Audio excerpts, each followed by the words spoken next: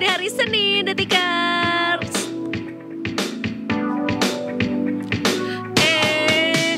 Salah. Wah. Di situ apa? Iya. Sorry banget nih, Detik Sore kali ini ditemenin sama Eiza dan juga Gilang Ramadan. Mama.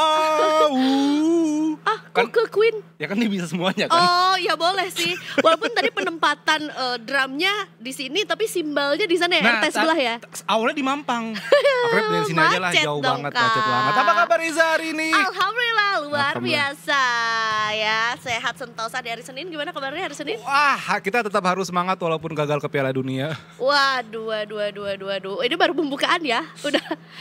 Tapi gue nggak tahu deh, ini harus dicek lagi kebenarannya atau Kenapa? enggak. Tapi tadi ada temen gue yang bilang kalau hari ini diperingati sebagai hari kegagalan dunia. Iya, hari-hari, iya gue benar-benar Tapi kita harus cek dulu ya. 13 Oktober kan? Oktober ini ya, coba kita cek dulu. Apakah itu pengada-ngadaan aja? Atau ternyata benar Atau dan ternyata momennya emang benar. pas.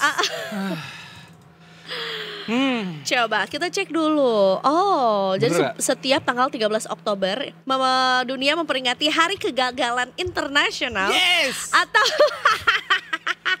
International Day of Failure. Oh, Gitu. oke. Tapi ini sebetulnya pesan pentingnya adalah bukan malah jadi apa ya? Terpuruk. melo. Dehidrasi. Itu kurang minum ya, Kak.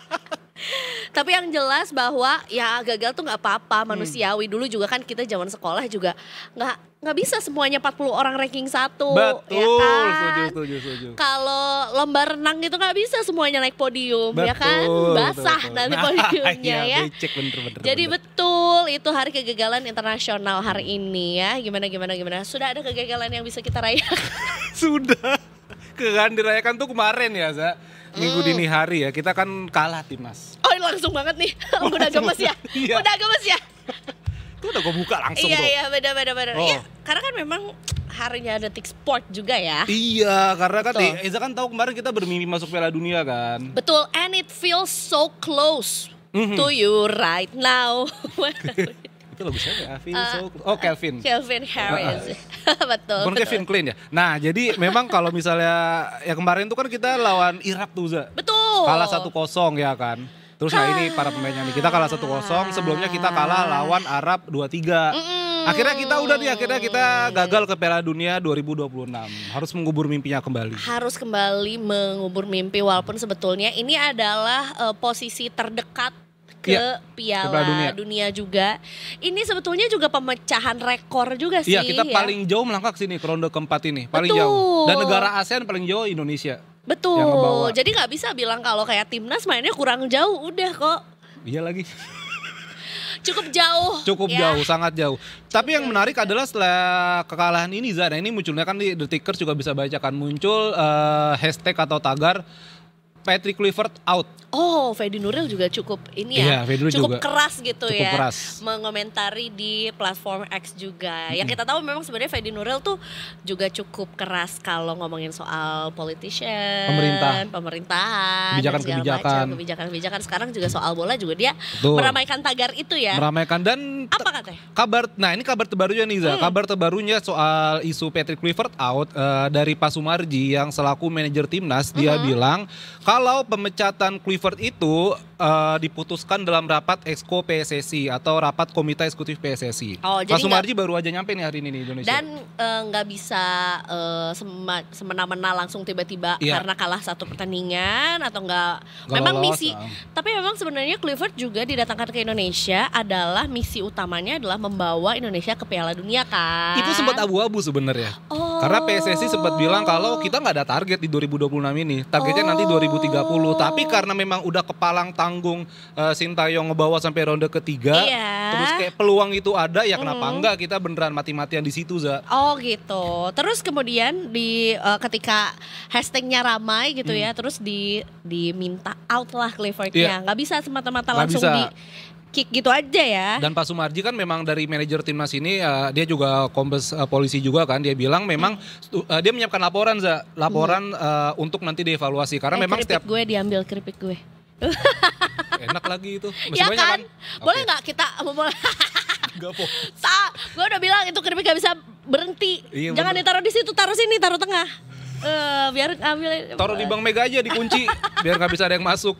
Nah jadi memang si Pak Sumarji ini nanti akan menyiapkan berkas laporan ke Exco soal ya evaluasi dari Patrick Kluivert dan tim pelatihnya gitu. Dan dia berjanji nanti laporannya terperinci, nggak ada kekurangan, nggak ada yang tutup-tutupin gitu. Tapi kita nggak tahu nih kapan rapat Exco PSSI, dan yang pasti emang ada evaluasi sih. Berarti rapat Exco ini tuh adalah rapat ini ya, kayak rapat dadakan sesuai dengan kondisi apa yang terjadi gitu. Kayak gimana sih sebenarnya? Sebenarnya rapat Exco, belum pernah dengar. Kalau rapat Exco tuh sebenarnya ya bener Za, emang ketika ada suatu ya kejadian lah. Kalau Pak Eko kan paket ekonomis.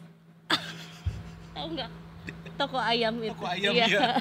Besok iklan ya ayam. Rapat Exco. Nah jadi emang nanti ya sebenarnya wajar sih setiap habis gelaran kompetisi begitu memang PSSI nanti ada evaluasi.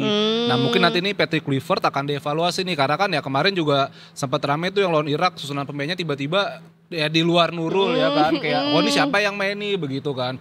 Terus juga ya selain itu ada beberapa kayak kemarin Justin Hubner menumpahkan kekecewaannya di sosmed yang dia bilang kita tahu kan siapa yang harusnya main di-delete gitu. lagi ya? Tapi di-delete. Dan Pak Sumarji juga ngomong kalau memang ada beberapa kecewaan dari para pemain, dan itu kan dinamika ya wajar kan di dalam ruang ganti begitu.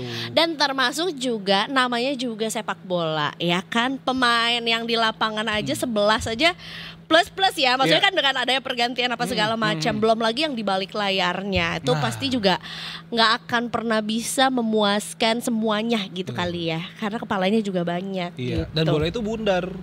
Iya kan, bener kan, bola bundar kita ya. Dan benar. Iya, pas bundar ngelirik ke gue lagi. Nah gue mau ngelirik kemana tadi ya? Iya. Aku bukan bundar. Apa tuh? Bunda. Gitu. Bunda. Jadi ya memang ya Detiker kita memang sangat patah hati, tapi ada satu quote menarik dari Jitses, dari sang kapten. Di sosmed Jitses bilang kalau tolong jangan menyerang para pemain dan staff. Ya kan, di dalam situasi seperti ini nggak ada baiknya salah-salahan gitu. Kita Indonesia, kita satu. Dan emang Jitses di umur 25 tahun gue ngerasa dia mature banget sih. Bahkan ketika pas habis kemarin main kan dia sempat ngomong kan, ditanya post match kan. Dia bilang ya memang keputusan wasit banyak dipertanyakan, tapi inilah pertandingan gitu, dan timnas nggak bakal stay di sini kata Jitses. Terharu atau kelilipan? Kejepit meja. Oh iya. Ya kan, jadi kata Jitses bilang timnas nggak sampai di sini, nanti kita akan berjuang lagi.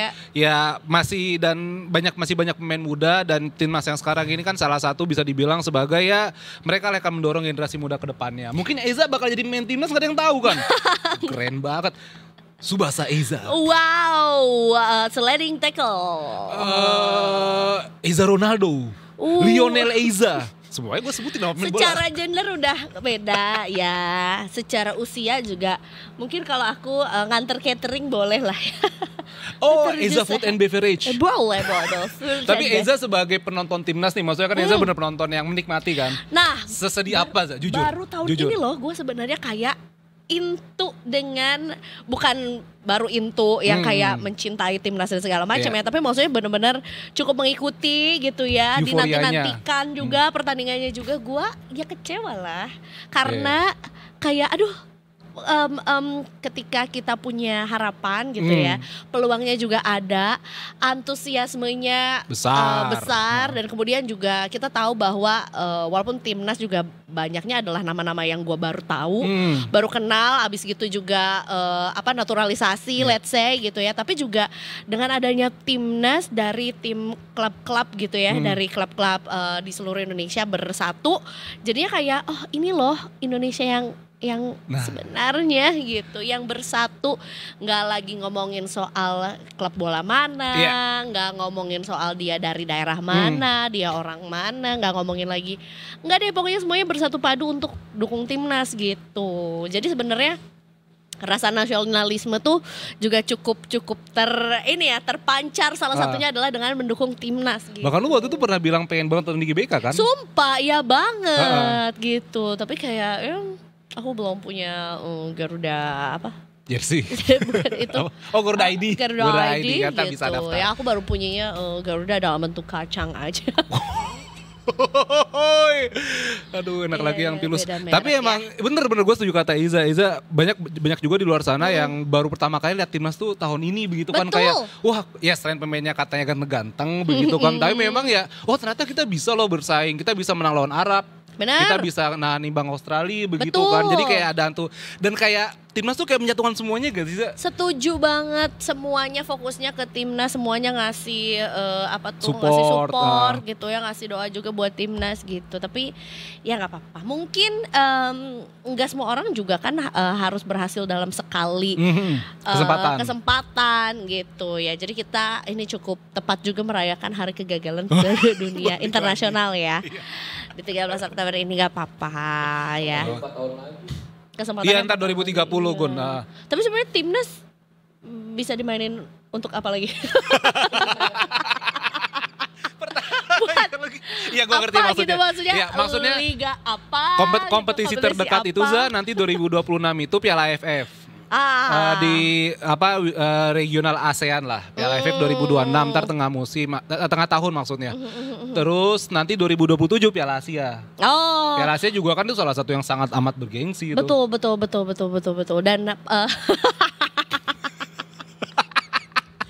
Dan gue tuh pernah loh nonton, berarti 2023. Ya, 2023. 2024. Tahun 2023 gue tuh pernah nonton juga Piala Asia waktu Indonesia lawan Vietnam di Vietnam. Oh gitu? Iya, waktu itu di stadion kota apa ya? Nonton di sana langsung nggak sengaja kayak ternyata yang lagi main di dalam orang Indonesia. Ternyata nggak sengaja, kok banyak orang Indonesia. Iya, ini orang Indonesia lagi main. Masih bisa beli tiketnya? Bisa, tapi untuk yang mendukung Indonesia ya lah memang. Karena kan di kuota kan, kayak ini penonton Vietnam sebelah sana gitu. Benar. Papasan kok sama Pak Ete waktu itu hadir juga. Oh gitu? Tapi gak Salaman, kalau Salaman biasanya dinaturalisasi ntar. Tapi jadinya gue yang ke Vietnam dong. Gitu.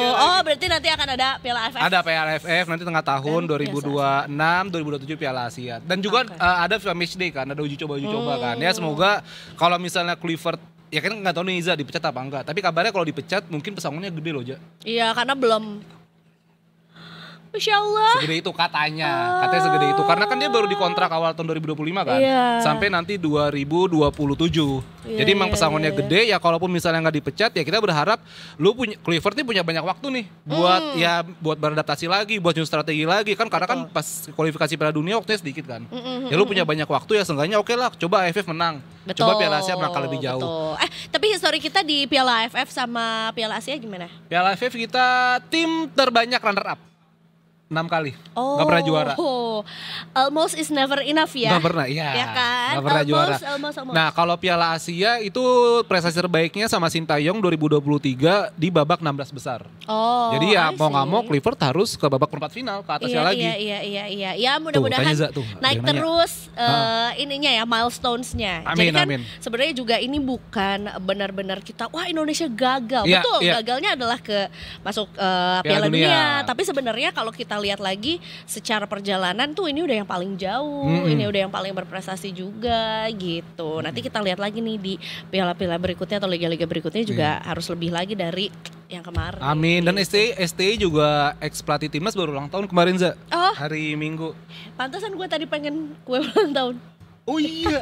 Ada koneksi tadi Eza nggak tahu, udah tikers pas lagi di ruang makeup tiba-tiba gue pengen buat kue ulang tahun gitu. Tapi gue nggak ulang tahun. Ternyata Sintayong ulang tahun kemarin. Selamat ulang tahun Sintayong. Ternyata dia Libra. Dia ini awal bulan Oktober kan? Iya, dia Oktober minggu kemarin ulang tahun. Libra berarti. Annyeonghaseyo. Senang tampil. Libra tuh suka keekstraan. Selamat ulang tahun bahasa Koreanya apa sih? Hamida. Hamida. Somai cuka. Sorry nggak pakai cuka bisa nggak? Nggak pakai kol. Somainya aja sama tahu. Sambal kacang Hamida. Sambal kacang pakai. Ya gitu, Sintayong baru nonton. Dan emang kabarnya juga ada yang bilang, wah nih jajan Sintayong balik lagi nih gitu kan. Karena kan emang Sintayong yang kemarin ngebangun tim. Udahlah gak usah bilang masa lalu. Cukup ini ya, cukup banyak kenakan dengan mantan gitu. Iya, benar. Jadi diungkit-ungkit terus juga. Tapi ya memang gak salah juga karena hubungan kita dengan hubungan kita. Maksudnya juga Sintayong juga cukup menorehkan sejarah untuk timnas tim juga. Indonesia. Dan hubungannya baik. Dan kita harus juga fair. Kita harus ucapkan selamat untuk Ghana. Ghana keren.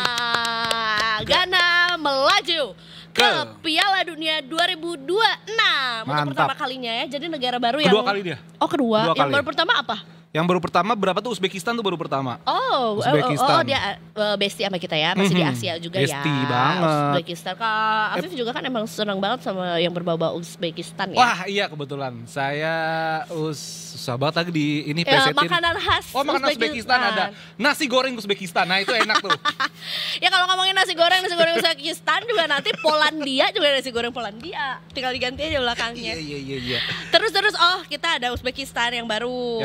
Apalagi gitu yang menarik kan. Dari negara-negara yang masuk ke lolos Piala Dunia. Nah si Ghana ini dia ini negara ke-21 yang lolos. Oke. Jadi baru banget nih. Terus ke-21 itu adalah karena dia baru paling terakhir di announce-nya gitu yang mengunci tiket ke tuh kan yang nulis namanya gue kenal banget. Ke Ghana ya ke Ghana, ke Amerika, Meksiko sama Kanada. Jauh dong ke Ghana. Iya, jadi memang terus sama menariknya si Curacao, ada negara juga Curacao dari Afrika juga. Dia itu juga selangkah lagi mau lolos ke Piala Dunia. Nah, Curacao itu dulu dilatih sama Patrick Kluivert. Justru dia yang mau lolos. Tapi dia almost is never enough juga ya. Belum tahu sih. Cuman kalau misalnya dia lolos, dia pokoknya butuh satu kemenangan lagi Zantar. Tapi sebenarnya berarti sekarang tuh masih ada babak penyisihan yang di seluruh benua ada. Kan Curacao di Afrika kan, dan di Afrika di AFCON itu ya Curacao itu dulu dilatih sama Patrick Kluivert. Patrick Kluivert cabut, Curacao selangkah lagi ke Piala Dunia. Sedangkan kita Indonesia ya selangkah lagi ke warung makan Padang. Karena memang tinggal selangkah mau kemana juga dekat. Iya, kan ke Mampang dekat situ. Ada yang Padang itu kan. Ini CONMEBOL itu apa? CONMEBOL itu zona Amerika Latin. Kan ada Argentina udah, jadi itu Amerika Latin, Argentina, Brazil, Uruguay, Kolombia, Ekuador, Paraguay. Nah, Afrika, Maroko, Tunisia, Mesir, Aljazair, Ghana. Asia tuh Australia, Yordania, Korsel, Uzbek, Iran, Jepang. Dan nanti yang menyusul itu ya antara Irak atau Arab Saudi sama Qatar sama UAE kalau nggak salah. Tapi Irak, Arab Saudi, Qatar, UAE mah ya udah langganan nggak sih? Iya, rata-rata pada langganan Ziza di sini, kecuali Uzbek yang baru nih. Betul. Sisanya hampir semua pernah. Menarik. Ada yang tahun-tahun sebelumnya ini cukup bersinar tapi ternyata tahun ini nggak lolos. Ada nggak Kak? Belum sih. Kalau Eropa kebanyakan masih main. Dia zona Eropa masih main, baru main The Tickers masih cukup lama lah. Dan Eropa tuh ntar ribet tuh hitungannya. Jadi yang juara grup langsung lolos, terus runner up grup itu nanti diadu lagi masuk playoff, nanti juga ada 4 tim dihitung peringkatnya dari UEFA Nation League, ribet dah pokoknya. Dan saking ribetnya nanti 2030 kita akan gambreng aja ya FIFA. Iya sih, 2030 100 tim lagi tuh, lebih banyak lagi. Oh gitu. Prancis masih bisa lolos ya? Apa? Belanda masih bisa lolos. Sama ntar tuh yang menarik Italia lawan Israel. Jadi kan Israel sempat ada tuh boykot Za. Ingat gak yang ada boykot? Tapi dia tetap boleh. Dia tetap boleh main. Tapi nanti dia lawan Italia kalau nggak salah hari Kamis dini hari deh kalau nggak salah. Nanti kalau misal dia kalah udah gugur. Dan habis dimatiin Norway 5-0. Oke. Jadi memang ya panjang lah kalau ngomongin Israel, nggak ada habisnya. Iya. Baiklah kalau begitu nanti berarti ini masih akan berlanjut juga si babak penyisihan sampai kualifikasi sampai nanti akhir tahun ini. Sampai akhir tahun ini. Gitu ya, tapi ya itu aja ya. Dari Indonesia update-nya ya, belum rezeki. Hari gagal. Selamat hari gagal. Kami dari Detik Sore mengucapkan selamat hari gagal internasional. Semoga kegagalanmu bukan menjadi penghalang suksesmu. Yes. Dan ingat, gagal adalah fail. Yes, very understandable. Gak apa-apa. Ketawa tapi nangis. Gak apa-apa. Tapi lagi dari cabur yang lain ada apa nih? Lagi ada yang berlangsung gak Kak? Cabur lain, apa nih olahraga? Olahraga nanti olahraga lain yang lagi berlangsung. Akhir pekannya ada MotoGP. Oh iya. Sama Liga-Liga udah mulai juga. Betul. Kita di mana Mandalika? Bukan Mandalika. Enggak, di Australia. Phillip Island. Phillip Island. Pasti dia terang banget ya. Nah kan katanya kan. Australia negeriku katanya kangguru binatangnya katanya. Dan katanya ini juga udah standby untuk melaporkan kondisi lalu lintas pada sore hari ini. Kita berjumpa dengan Ibda Syahara. Selamat sore. Selamat sore Ibda Syahara. Halo, selamat sore. Afif Eza di studio. Halo. Ibda Syahara juga lagi di kantor. Studio. Ibda Syahara udah move on belum dari kekalahan timnas?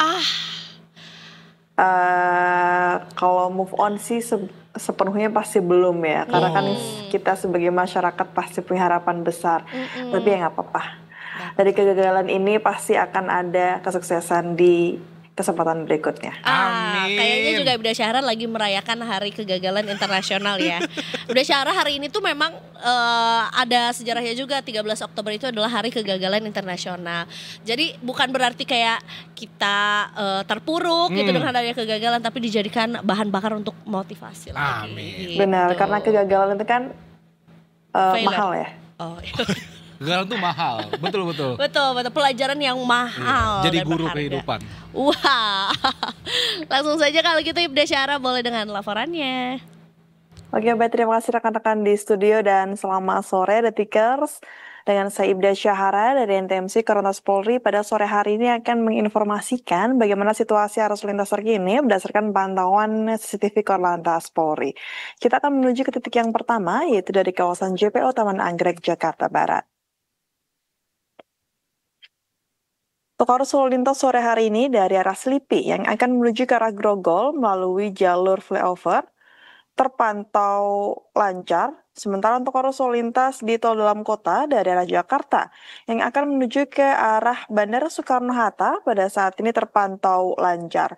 Sementara untuk arus lalu lintas dari arah tol Jakarta yang akan menuju ke arah Tangerang juga terpantau lancar. Hal yang sama juga terjadi untuk arus lalu lintas dari arah sebaliknya, juga terpantau lancar. Kami himbau bagi Anda para pengendara agar selalu berada di jalurnya masing-masing, dan juga bagi Anda para pengendara roda 4 agar untuk selalu menggunakan safety belt dan tidak menggunakan ponsel saat berkendara.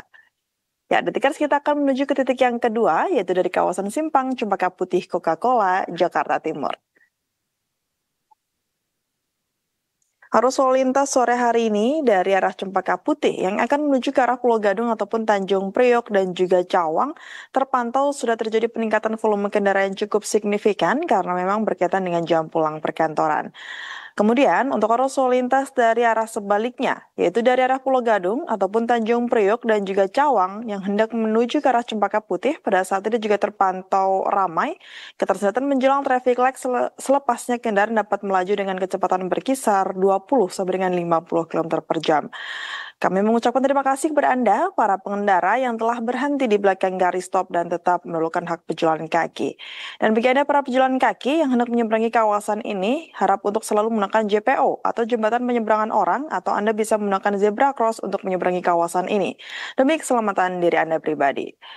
Ya, Detikers, kita akan beralih ke titik yang ketiga, yaitu dari kawasan exit tol Bekasi Barat.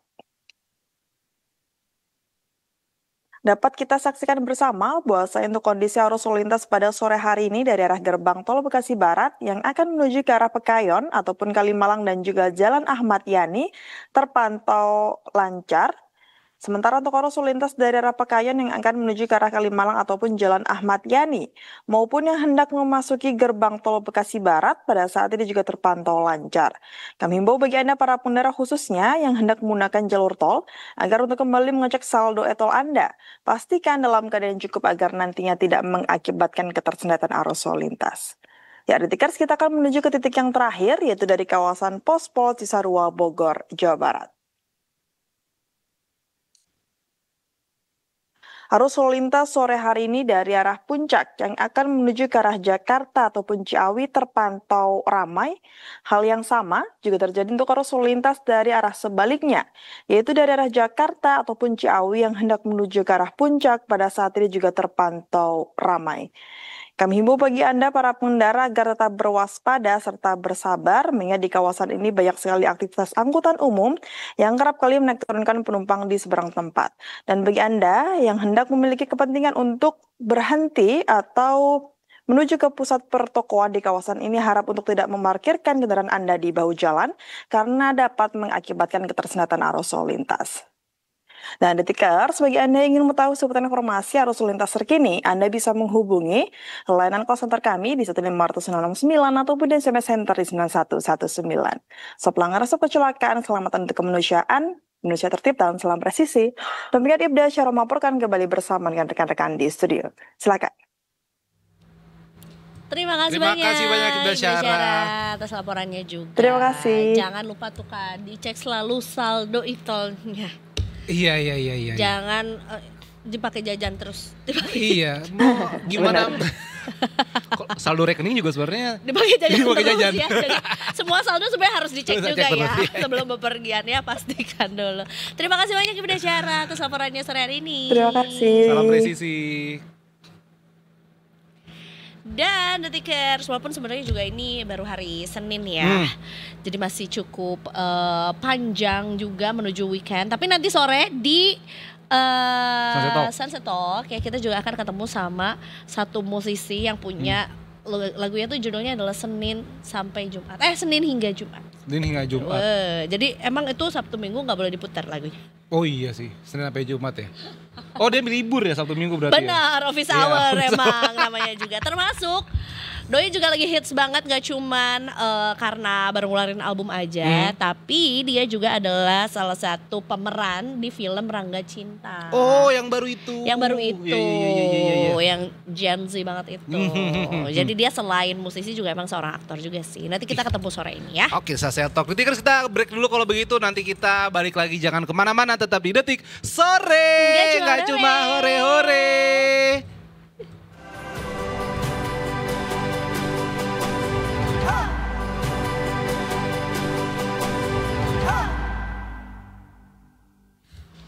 Welcome back to Detik Sore. Gak cuma hore-hore.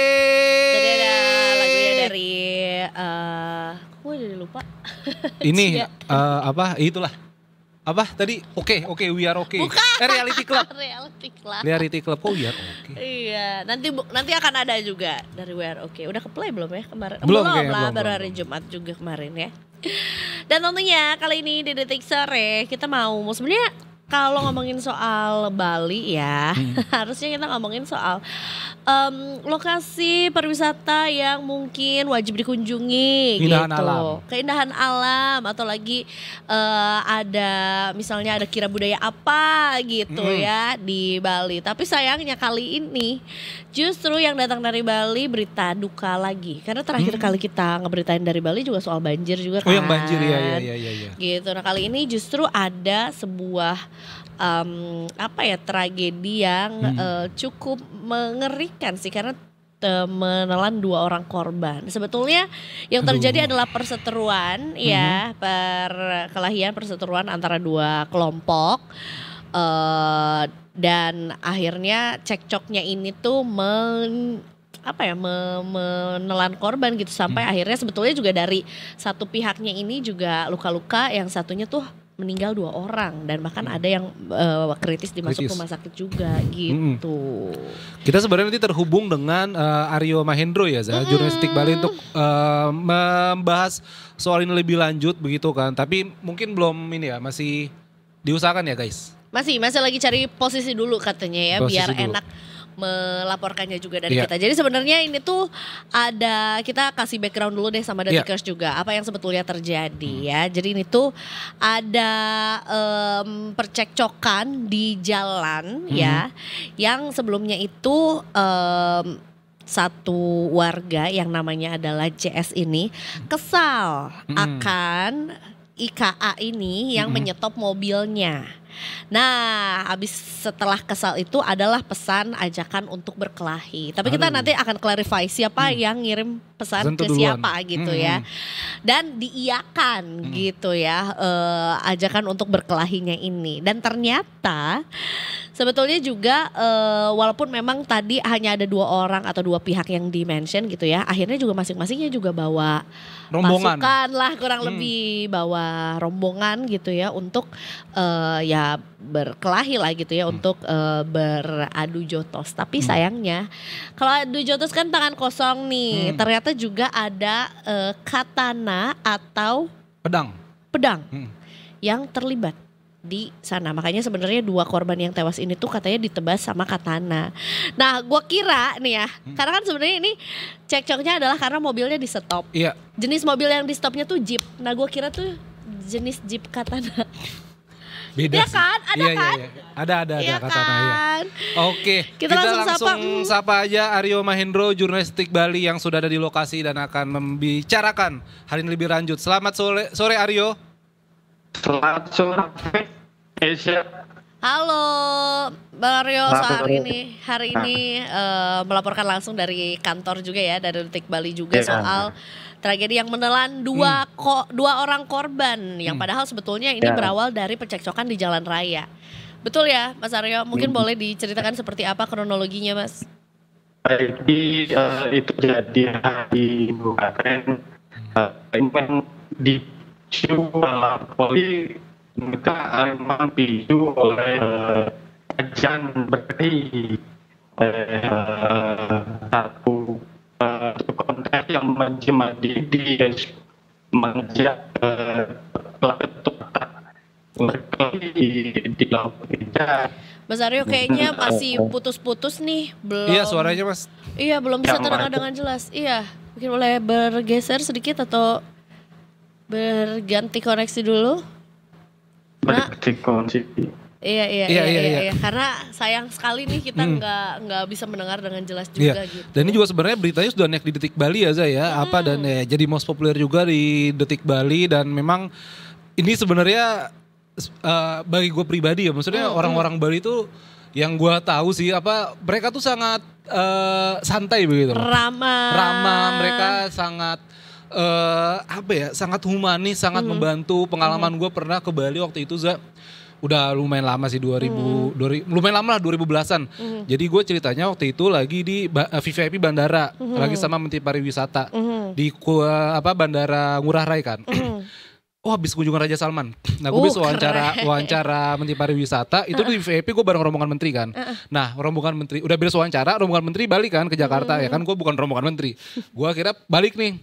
Lihatnya dari ini langsung ke hotel lah gitu. Dan ternyata gue di tempat VVIP bandara itu jauh dari jalan raya. Kalau Ngurah Rai itu kan dekat, maksudnya dan ini banyak transportasi kan. VIP kan nggak ada. Very pelan person. Iya kan.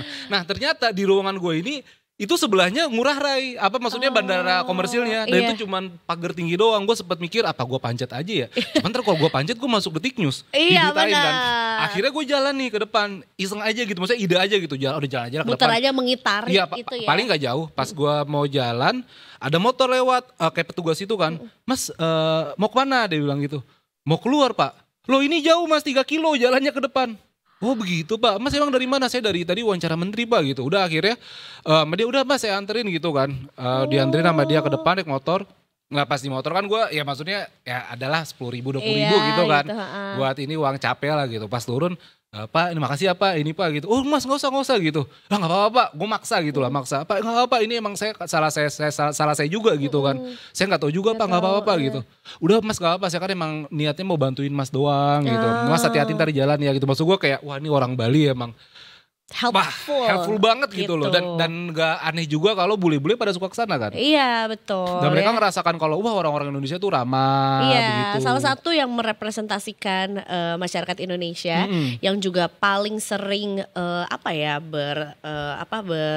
berinteraksi dengan para wisatawan mancanegara ya salah satunya adalah dari Bali gitu, udah pasti gitu. Nah, ini kita lagi nih.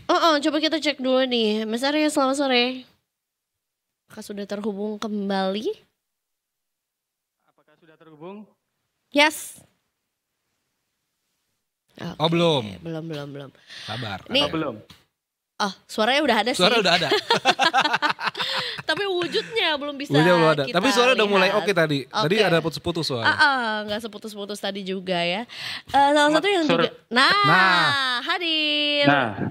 Welcome back. Nah ini udah Better banget, Mas. Mungkin diulangi lagi aja deh soal si kronologinya. Bagaimana sebetulnya perselisihan, cekcok ini terjadi gitu ya sampai bisa menelan korban begitu, Mas.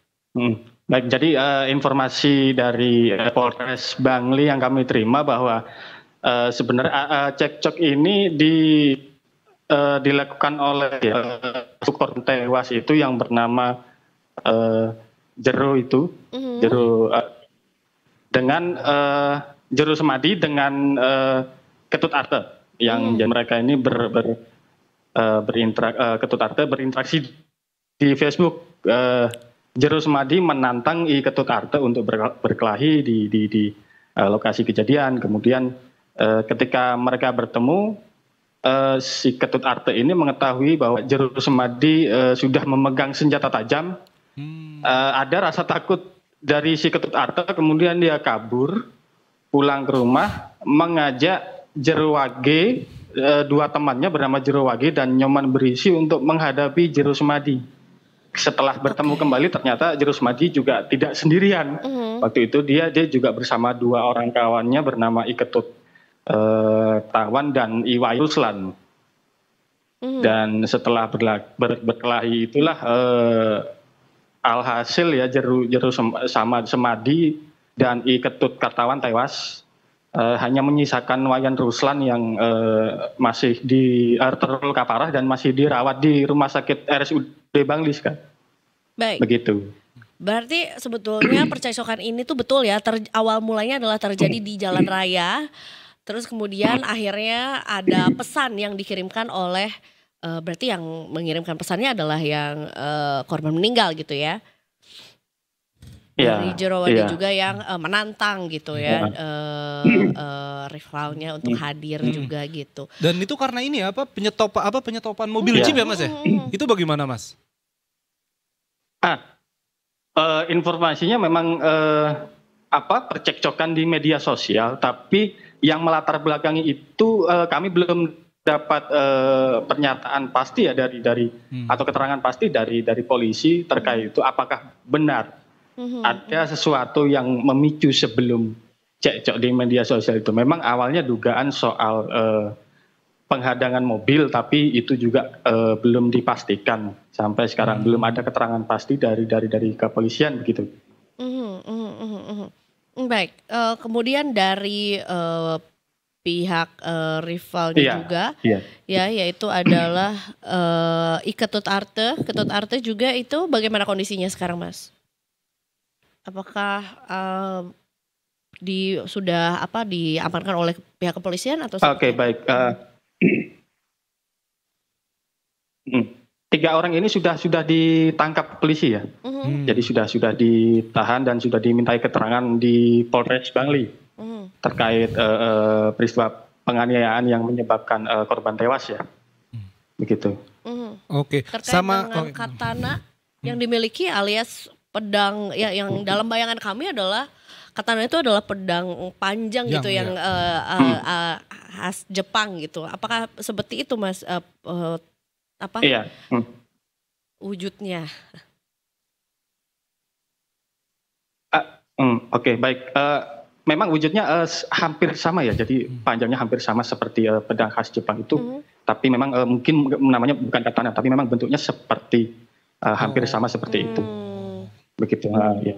Dan itu adalah siapa yang memiliki pedang itu, Mas? Itu salah satu dari kubunya si Ketut Arte ya. Itu, yang disamperin. Pedang itu dimiliki. Oke. Karena memang juga oleh Sudarsana ya.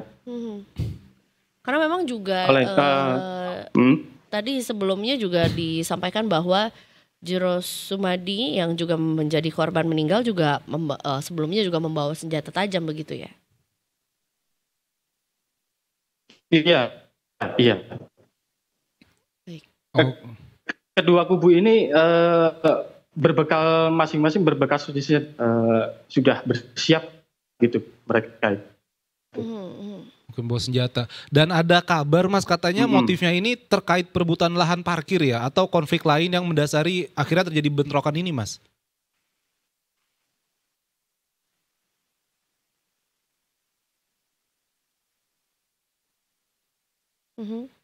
Ya, sinyalnya masih terputus-putus. Iya. Ini kaget juga soalnya tadi pas baca pertanyaan ternyata ada motif yang ini, antara perebutan lahan parkir atau konflik lain begitu kan. Karena memang seperti apa gitu ya konfliknya gitu yang sebetulnya terjadi juga. Ini yang cukup tadinya yang mau sekalian aku tanyakan adalah kapan sebetulnya apa tuh penyetopan. namanya? Bukan. si kubu. Yang dua kubu ini tuh cekcoknya tuh kapan dan apakah ada saksi dari warga juga, apakah terjadi di siang bolong juga gitu. Belum sempat ditanyain juga gitu Detikers ya.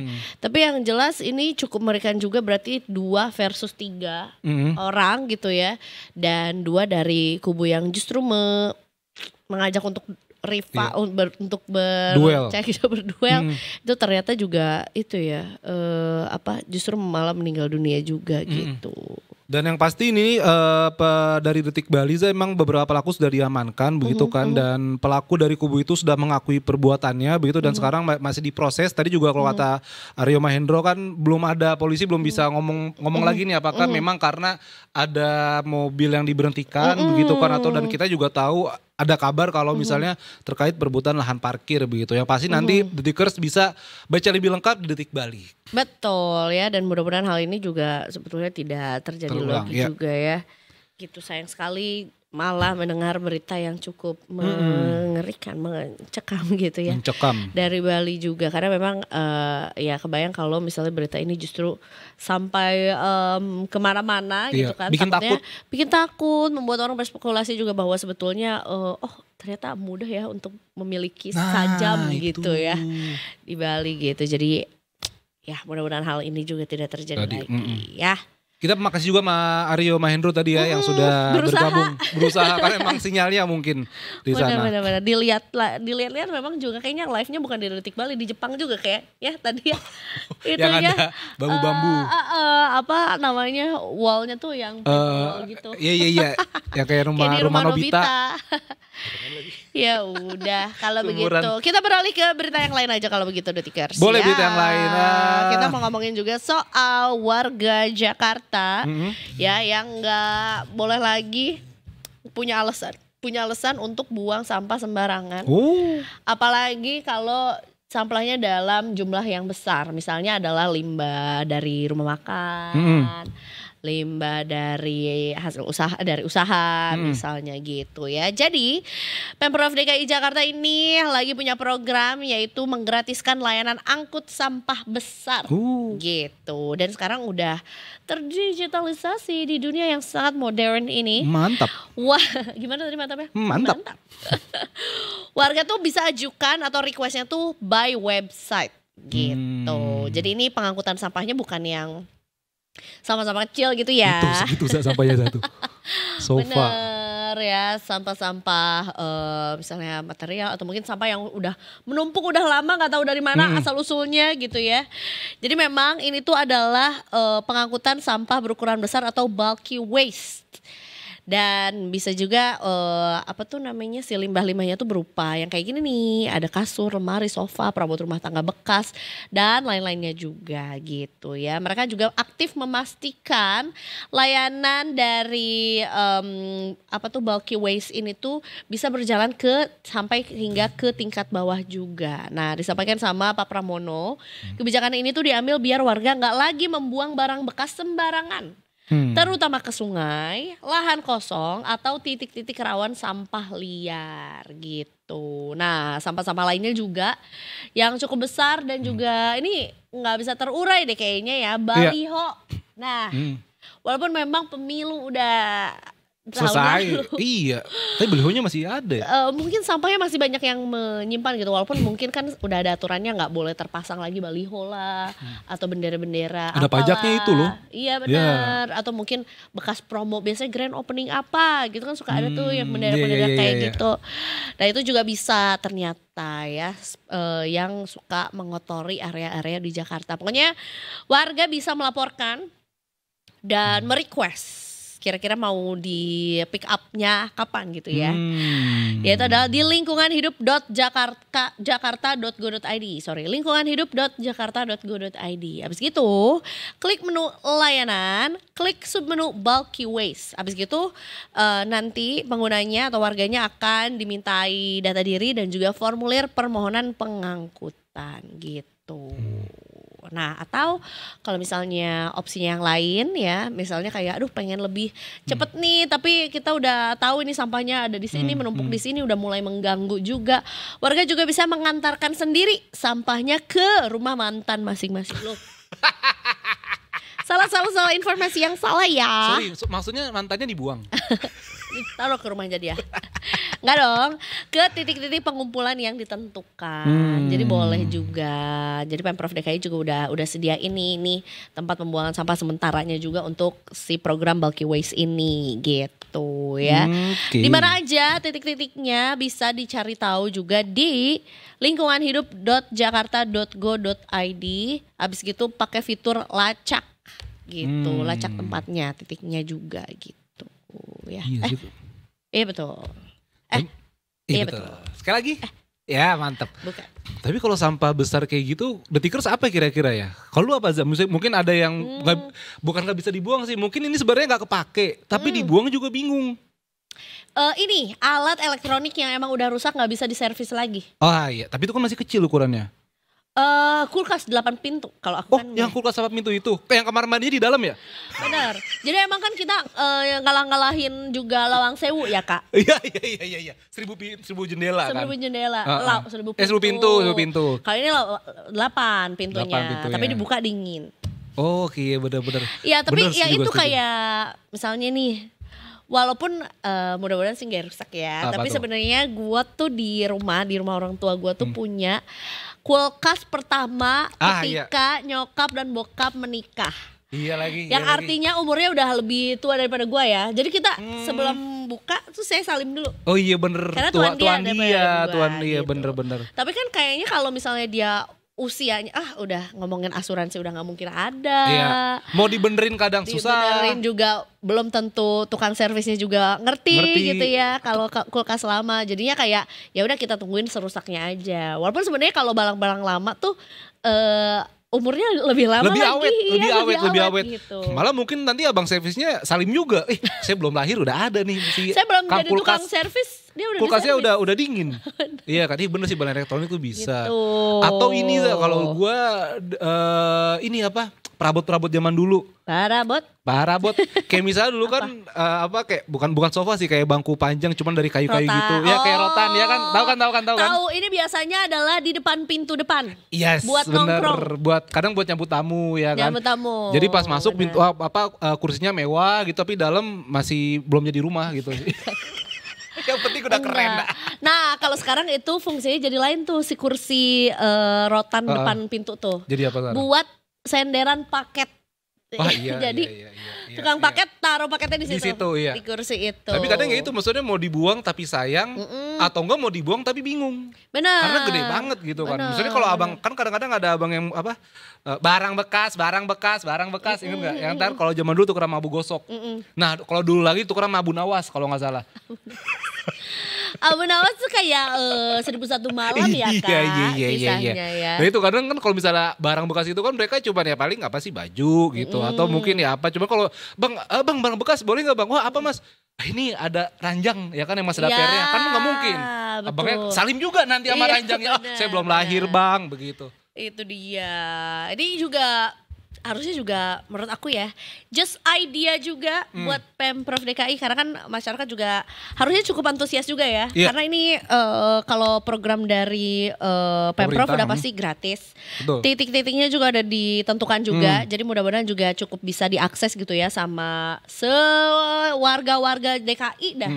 Gitu ya. Terus juga bisa dilacak juga gitu ya sampai mana si proses pengangkutan sampah yang kita berikan juga gitu. Nah, mending diupdate Pak, ada programnya. Jadi biar orang-orang tuh kayak segini banyaknya loh sampah yang kita hasilkan. Makanya jangan, sekarang kayaknya gampang beli barang.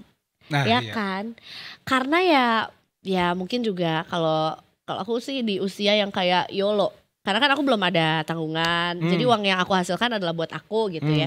Jadi kayak gampang aja gitu beli-beli barang, kalau pengen ini ya udah tinggal beli aja, tapi tanpa mikirin kayak nih kalau barang ternyata kita udah mending kalau udah rusak gitu ya, memang udah nggak bisa ada fungsinya lagi. Kalau cuman bosen, kalau cuman nggak punya tempat buat naruhnya, kalau cuman kayak pengen beli beli yang baru lagi, kan itu jadi waste juga gitu. Jadi kalau ada update-nya Pak boleh. Jadi biar kita tahu kayak oh segini banyak kita nyampah ke bumi. Itulah. Gitu Kak. Gila, itu baru bumi belum Pakmi loh. Ya. Kan bumi. Benar, tapi kan kesukaan kita bakmi. Apa? Bakmi. Bumi bakmi. Oke Detikers, abis ini kita ngomongin tentang itu ya, apa keputusan Nadiem tadi ya, yang kasus korupsi itu kan masih berlanjut. Tapi kita break dulu, jangan kemana-mana, tetap di Detik Sore. Enggak cuma hore. Ya.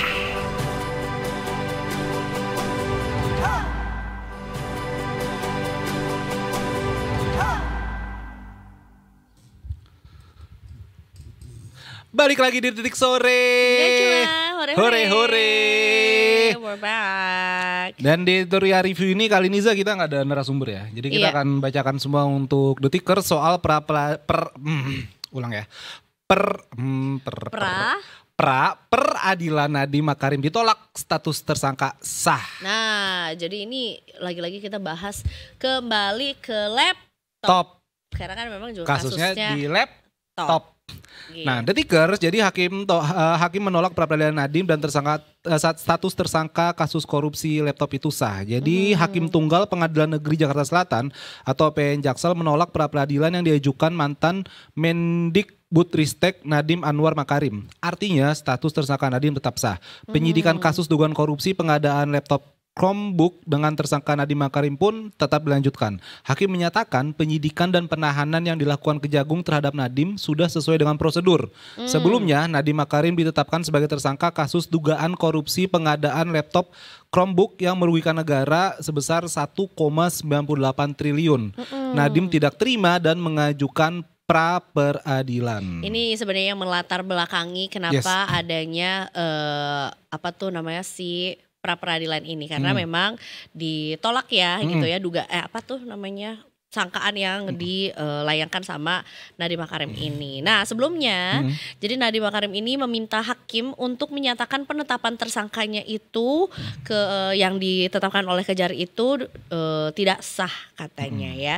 Dan yang akan bicara adalah kuasa hukum dari Nadiem Makarim juga yang mengatakan bahwa kliennya belum pernah diperiksa sebagai calon tersangka. Jadi ini tuh cukup tiba-tiba lah ya layangkannya gitu ya si status tersangka ini terhadap pengadaan laptop tersebut. Nah disampaikan juga bahwa surat perintah penyidikan atau sprindik yang menyebutkan nama penetapan tersangka Nadiem Makarim ini dikeluarkan pada hari yang sama dengan penahanan Nadiem Makarim. Walaupun sebetulnya memang tetap ada proses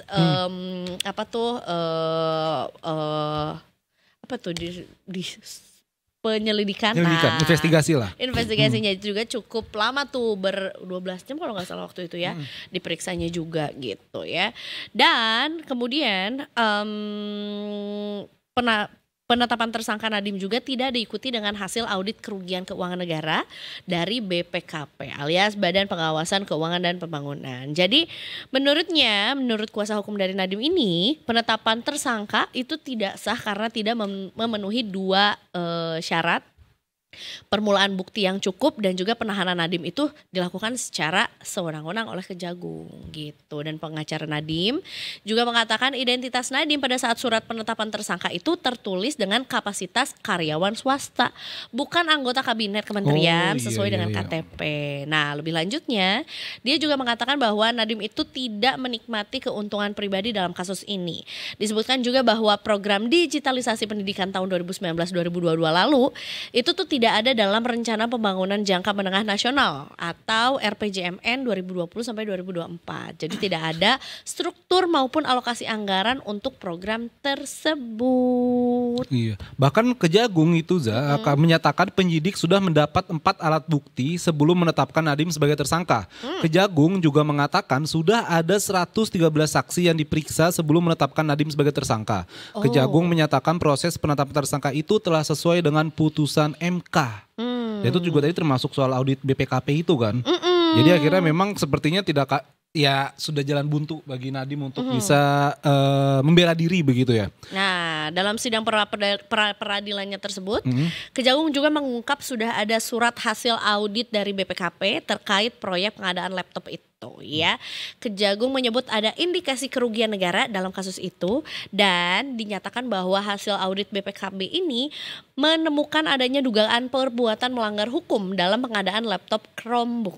Dan Kejagung menyebut hasil audit BPKP ini tuh sah berdasarkan hukum. Jaksa mengatakan bahwa banyak putusan pidana korupsi yang memenuhi unsur kerugian negara dari hasil audit BPKP yang ada dan penyidik itu juga dapat melakukan perhitungan dugaan kerugian secara sendiri.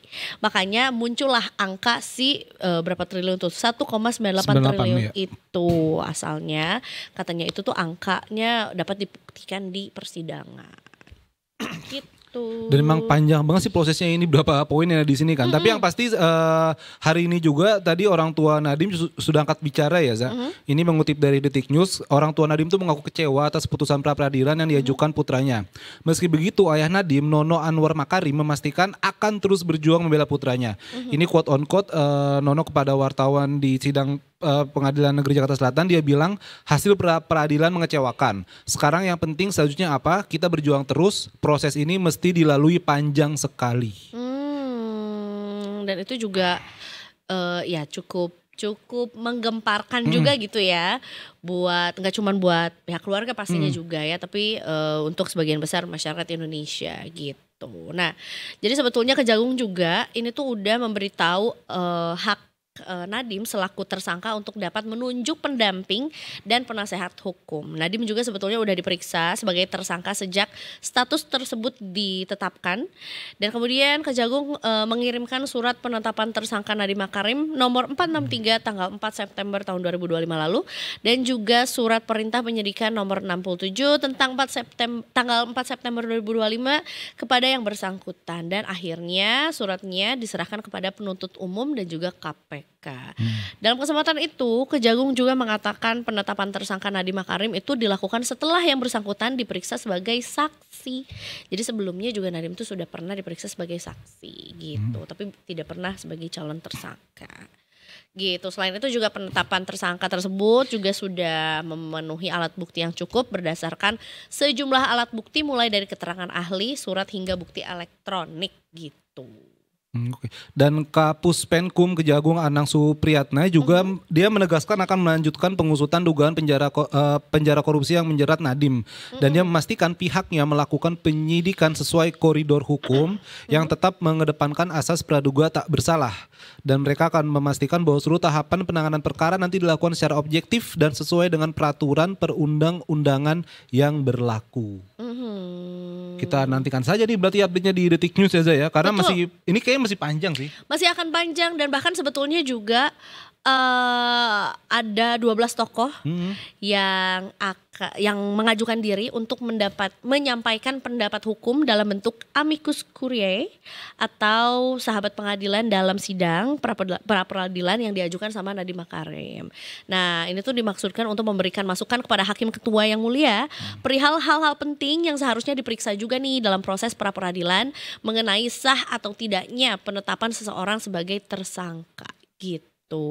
Habis gitu disampaikan juga bahwa ada 10 tokoh lainnya juga yang berhalangan hadir untuk menyampaikan langsung pendapatnya tersebut di dalam sidang gitu. Tapi yang jelas si amicus curiae ini mungkin mudah-mudahan gak salah nyebut ya. Tapi ini tuh tidak hanya ditujukan untuk pra-peradilan Nadiem aja, tapi juga pra-peradilan penetapan tersangka secara umum. Jadi ini disampaikan terkait bagaimana seharusnya proses pra-peradilan itu mengadili seseorang, siapapun yang menjadi atau yang ditetapkan sebagai tersangkanya gitu. Bahkan ini juga masih ketat juga ya soal pengacaranya Nadiem kan Hotman Paris ya. Yang sampai memakai analogi melecehkan begitu loh. Jadi pengacara Nadiem Makarim, Hotman Paris Hutapea menggunakan analogi tentang kasus pelecehan dalam sidang pra-peradilan kliennya. Hotman menggunakan analogi itu saat bertanya ke ahli hukum pidana dari Universitas Al-Azhar Suparji Ahmad yang dihadirkan Kejaksaan Agung. Hotman mulanya bertanya kepada Suparji apakah penyidik melanggar hukum atau tidak jika telah menentukan seseorang sebagai tersangka kasus markup namun tidak pernah dimintai keterangan atas kasusnya. Suparji menolak menjawab pertanyaan Hotman karena dinilai telah mengarah pada pokok perkara. Hotman kemudian melanjutkan pertanyaannya. Hotman lalu bertanya dengan memberikan analogi kasus pelecehan. Suparji menyatakan kasus yang dinyatakan Hotman itu berbeda satu dengan yang lain. Dia juga mengatakan unsur diperkaya dalam kasus korupsi bisa saja didapat dari bukti sehingga tak harus ditanyakan ke pihak yang diperiksa. Dan memang setahu gue kalau bahasa hukum itu sangat amat nggak boleh aneh-aneh, nggak boleh ditambah-tambahkan atau dikurang-kurangi, iya kan? Karena dulu gue pernah liputan ke pengadilan, itu pas nyatet melanggar ayat, alinea, butir, itu benar harus gue baca semuanya. Pas gue laporan kantor, ini butir berapa, ini alinea berapa, ini butir ini sama butir yang sebelumnya itu gimana, ada hubungannya enggak? Gue pengen nangis tuh. Pertama kali jadi wartawan suruh ke Pengadilan Negeri Jakarta Barat kalau nggak salah waktu itu. Deg-degan. Udah nyatetnya nggak boleh pakai HP, harus panjang begitu kan. Jadi ya akhirnya pada saat itu gue ngerti kalau memang bahasa hukum itu sangat baku, nggak boleh diubah-ubah, nggak boleh tambah-tambah, nggak boleh dikurang-kurang dan ya pada akhirnya memang prosesnya sangat panjang ya. Bahkan ada sahabat pengadilan yang mungkin Detikers juga belum pernah dengar begitu kan. Jadi ya memang kita nantikan saja ini di Detik News karena memang masih panjang sekali sepertinya. Dan ya masih panjang sih kayaknya. Aku juga cukup yakin juga bahwa ini belum final.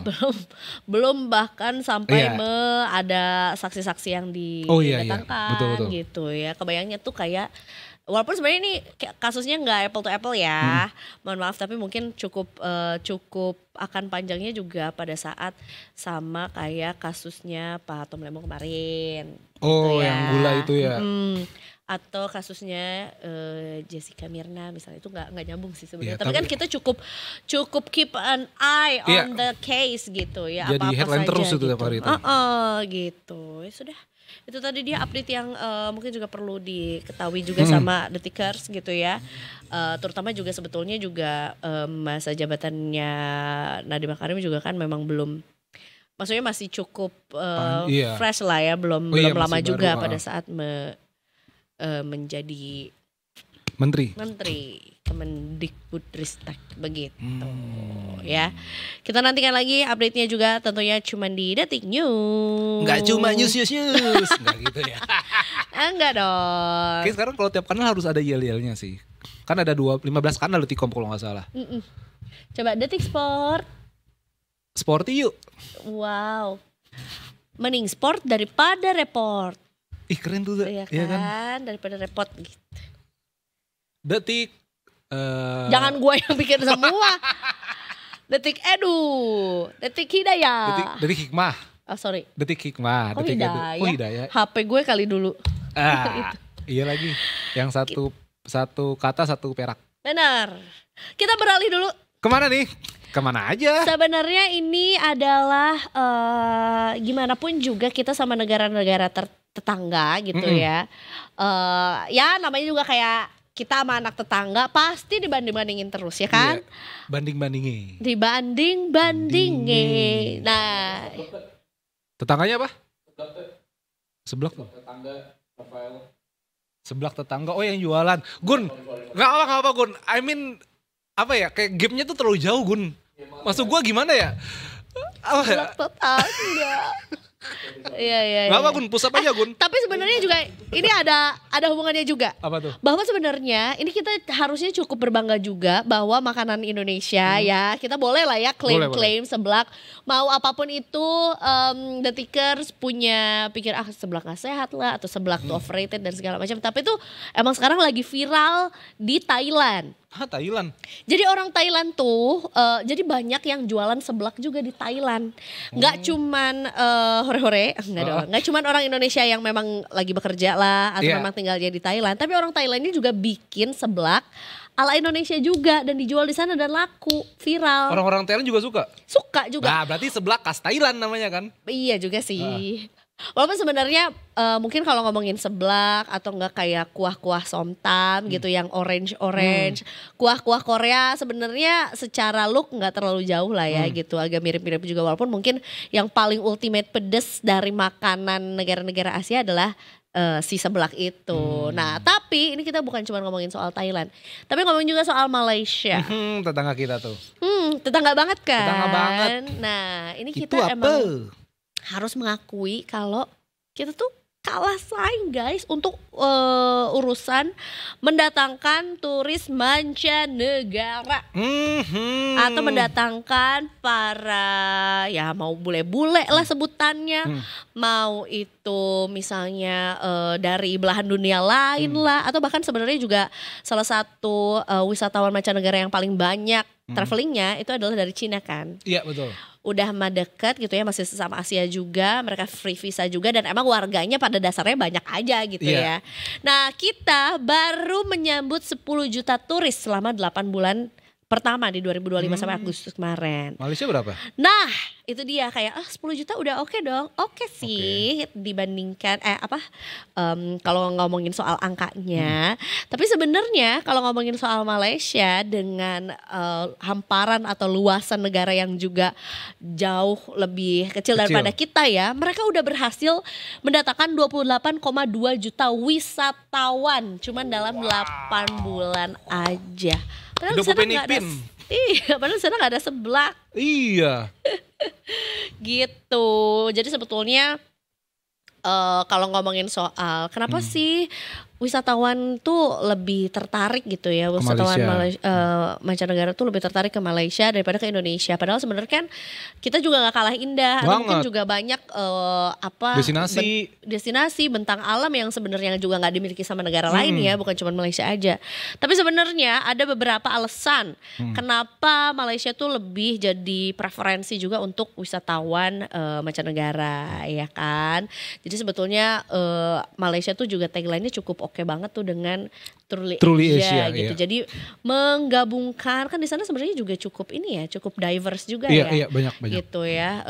Dan mereka satukan dalam satu negara yaitu adalah di Malaysia gitu. Sementara kalau program pariwisata Indonesia itu dikatakan, ini bukan kata aku ya. Ini disampaikan oleh Wakil Direktur. Betul. Wakil Direktur Bidang Sumber Daya Ventura dan Administrasi Umum Universitas Indonesia, Denny Daniel Kesa, MBA PhD. Betul. Katanya kita tuh kalau bikin program pariwisata tuh sendiri-sendiri gitu. Mengabaikan pentingnya menciptakan experience Indonesianya. Okay. Selain itu, selain marketing juga, kelemahan lain adalah masalah administrasi dan juga dukungan transportasi. Bahkan menurut Mas Denny ini juga Malaysia itu menempatkan pariwisata sebagai isu nasional, sedangkan di kita belum, jadi belum ada integrasi antara pemerintah daerah dan pusat. Kira-kira isu nasionalnya apa Kak? Aduh banyak banget lagi, harus di sini banget Pak. Jadi memang menurut Denny yaitu tadi selain masalahnya administrasi dan transportasi, sulitnya mengakses hal-hal pendukung wisata ini tidak cocok bagi kebutuhan wisatawan modern. Benar. Akibatnya wisatawan lebih suka ke Malaysia yang punya layanan lebih terintegrasi. Betul. Sama aja sih. Kayak contohnya nih misalnya mau pindah-pindah wilayah atau destinasi wisata gitu ya. Tapi misalnya let's say dia beda kota atau beda daerah agak cukup jauh. Nah mereka tuh cukup mudah one click away aja sudah punya aplikasinya atau websitenya juga yang kalau misalnya ternyata kita cuman bisa bayarnya pakai rupiah aja gitu tuh mereka juga udah bisa juga di situ gitu. Atau mungkin cuman udah tinggal masukin nomor debit aja ternyata udah bisa beli bis kapan aja dan real time Kak bis-bis di sana tuh. Kadang-kadang mungkin juga salah satu yang bikin kita agak ogah-ogahan naik transportasi umum tuh belum tentu bis yang 1 jam sekali tuh beneran 1 jam sekali perginya. Tepat waktu. Tepat waktunya gitu. Dan juga nih Mas Denny juga tadi menambahkan Malaysia juga lebih cepat membaca perubahan perilaku wisatawan. Sehingga mengedepankan kemudahan, harga kompetitif, dan kenyamanan logistik. Melengkapi semuanya, Indonesia tidak punya mekanisme dukungan sistematis dan serba digital. Akibatnya pelaku industri wisata sulit terkoneksi dengan pasar global. Dan sebenarnya ini bukan hal yang aneh menurut saya, Za. Karena dulu gue pernah di Detik Travel juga kan. Dan berapa kali gue mengomentari ya profesor-profesor gitu, pakar-pakar pariwisata, mereka emang bilang negara tetangga lebih berkembang. Kalau soal alam kita lebih maju, lebih hebat lah, bukan maju sorry. Alam budaya kita banyak banget. Lebih banyak. Iya kan, pulau kita lebih banyak. Snorkeling tempatnya lebih banyak, diving, gunung-gunung kita lebih banyak. Mereka cuma punya Gunung Kinabalu ya kan. Tapi ya memang kalau misalnya soal pengembangan pariwisata ya mereka udah nomor 1. Mereka destinasi wisata kesehatan juga loh, favorit orang Indonesia. Iya. Kalau orang sakit kemana? Ke Malaysia. Iya, kalau pening kemana? Ke Penang. Nah itu. Kalau soal timnas, bahas lagi nih Gun. Tuh kalau soal timnas. Balik lagi. Tapi kalau Malaysia lagi kena skandal naturalisasi. Oh iya, katanya ini ya. Yang palsu. Datanya memang masukkan data ya. Kenapa sih Kak? Jadi itu ada 7 pemain naturalisasi. Ini kita udah Malaysia. muji-muji pariwisatanya. Oh iya apa? Enggak maksudnya. Tapi ini dibahas balance gitu. Maksudnya biar ya, kan tadi 1-0 Malaysia. Nah sekarang sama nih. Jadi emang Malaysia tuh lagi ada sekarang naturalisasi. 7 pemain naturalisasi itu nama-namanya tuh nama-nama orang Latin semua, Za. Kayak Gabriel siapa gitu. Kalau misalnya kita kan kayak misalnya ada Kevin Dix Bakar Besi kan Indonesia banget. Iya kan, Joey Palupesi Indonesia banget kan. Nah 7 orang ini namanya nama-nama Latin semua nih. Akhirnya diusut sama FIFA, ternyata klaimnya Malaysia itu 7 orang ini kakek neneknya lahir di Malaysia. Nah FIFA dicek ternyata kakek neneknya 7 pemain ini itu lahirnya di Spanyol, Brazil, Argentina.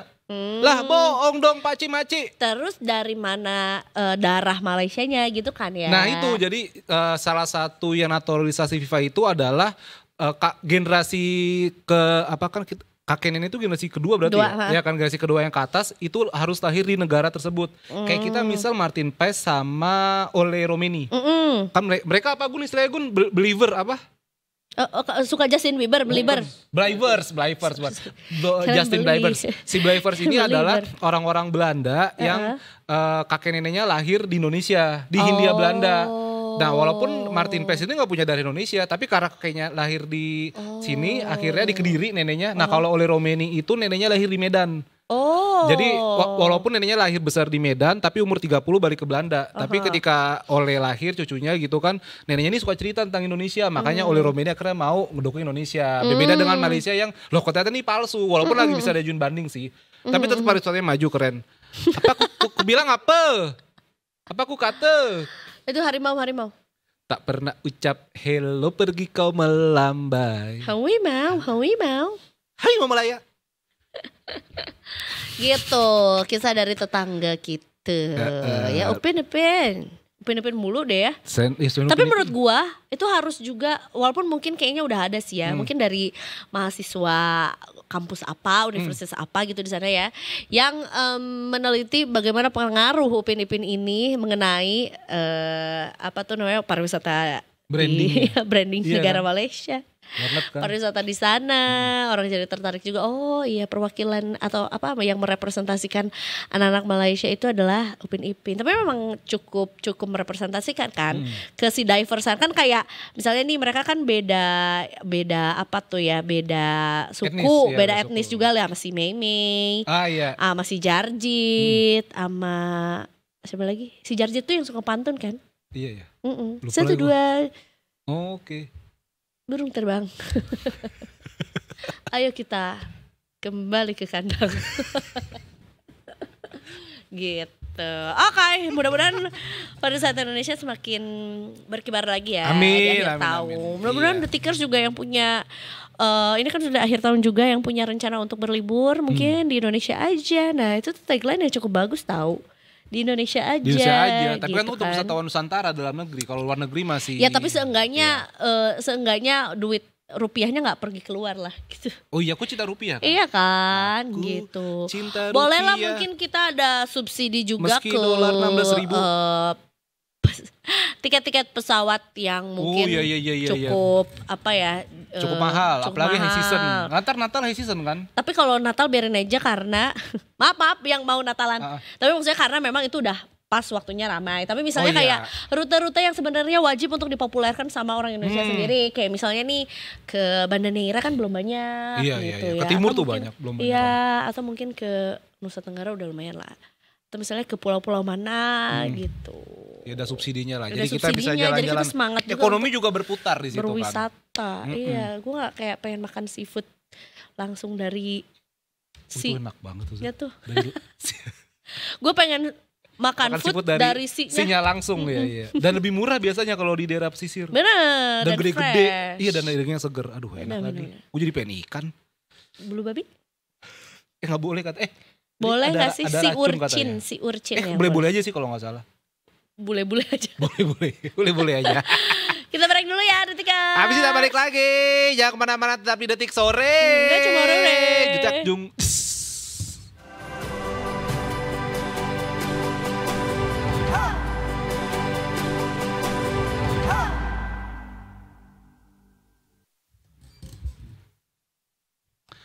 Kembali lagi di Detik Sore. Enggak cuma ore-ore. Lagi ngapain itu tangannya? Enggak, biar gaya aja kayak misalnya lagi bener-benerin gitu, watch. Benerin apa? Teknisi lu. Ya teknisi, teks itu gak apa-apa lah. Teks ini. Ya. Jadi kan kita kalau tadi di Bali, sekarang juga ada peristiwa di Lumajang. Ada suatu peristiwa yang mengeparkan ya, di mana Mapolres Lumajang ini diserang oleh banyak orang, Za. Yang ternyata juga terkait juga dengan adanya penyelidikan sebuah kasus pencurian gitu ya, yang juga memang menelan korban katanya begitu. Langsung saja kita terhubung dengan Nur Hadi Wicaksono, jurnalis Detik Jatim. Selamat sore. Selamat sore Mas Hafif. Ya. Sore Pak Eza. Halo Mas Nur Hadi, selamat sore dan terima kasih juga udah mau melaporkan juga untuk Detik Sore. Dan kayaknya ini berada langsung di Polres Lumajang ya, Mas? Iya betul, saya sekarang berada di halaman Mapolres Lumajang. Oke. Berarti ini adalah lokasi kejadian di mana terjadinya juga penyerangan yang terjadi di kemarin malam ya, gitu ya Mas? Ya, jadi memang halaman ini menjadi lokasi tempat para keluarga tersangka ini melakukan aksi penyerangan di halaman Mapolres Lumajang. I see. Mas bisa ceritakan awal kronologinya Mas seperti apa? Ya, jadi bisa kami sampaikan bahwa awal peristiwa tersebut berawal ketika puluhan keluarga tersangka pencurian hewan ini berkunjung ke Rumah Sakit Bayangkar Lumajang untuk melihat kondisi salah satu tersangka pencurian hewan berinisial RH yang saat itu dikabarkan kepada pihak keluarga sudah meninggal dunia.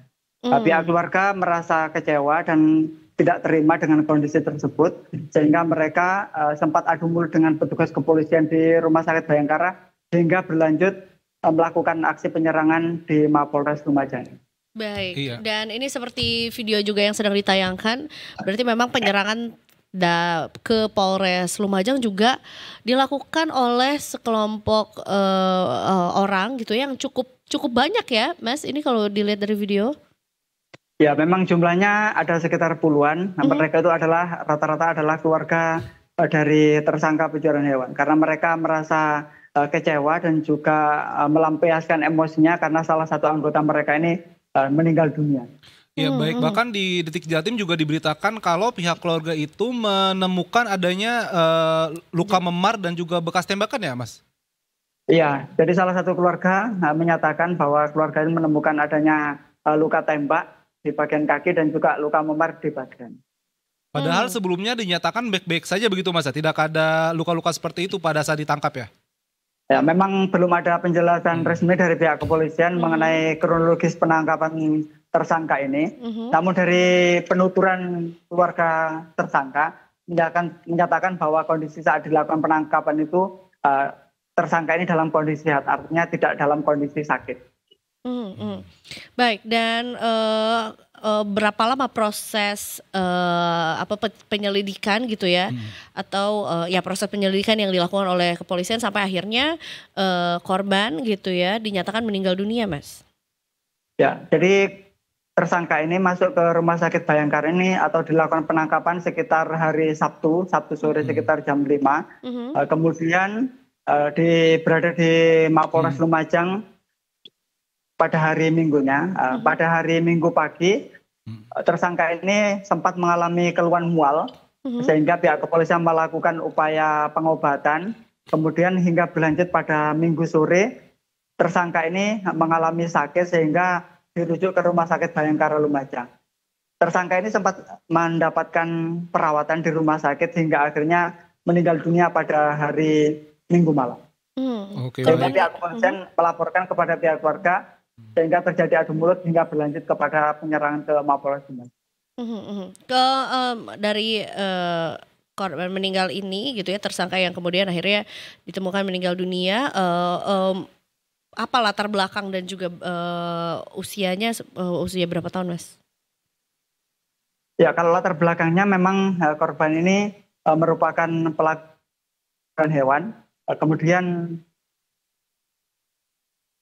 salah satu target operasi dari pihak kepolisian hingga akhirnya ditangkap pada Sabtu sore kemarin. Iya.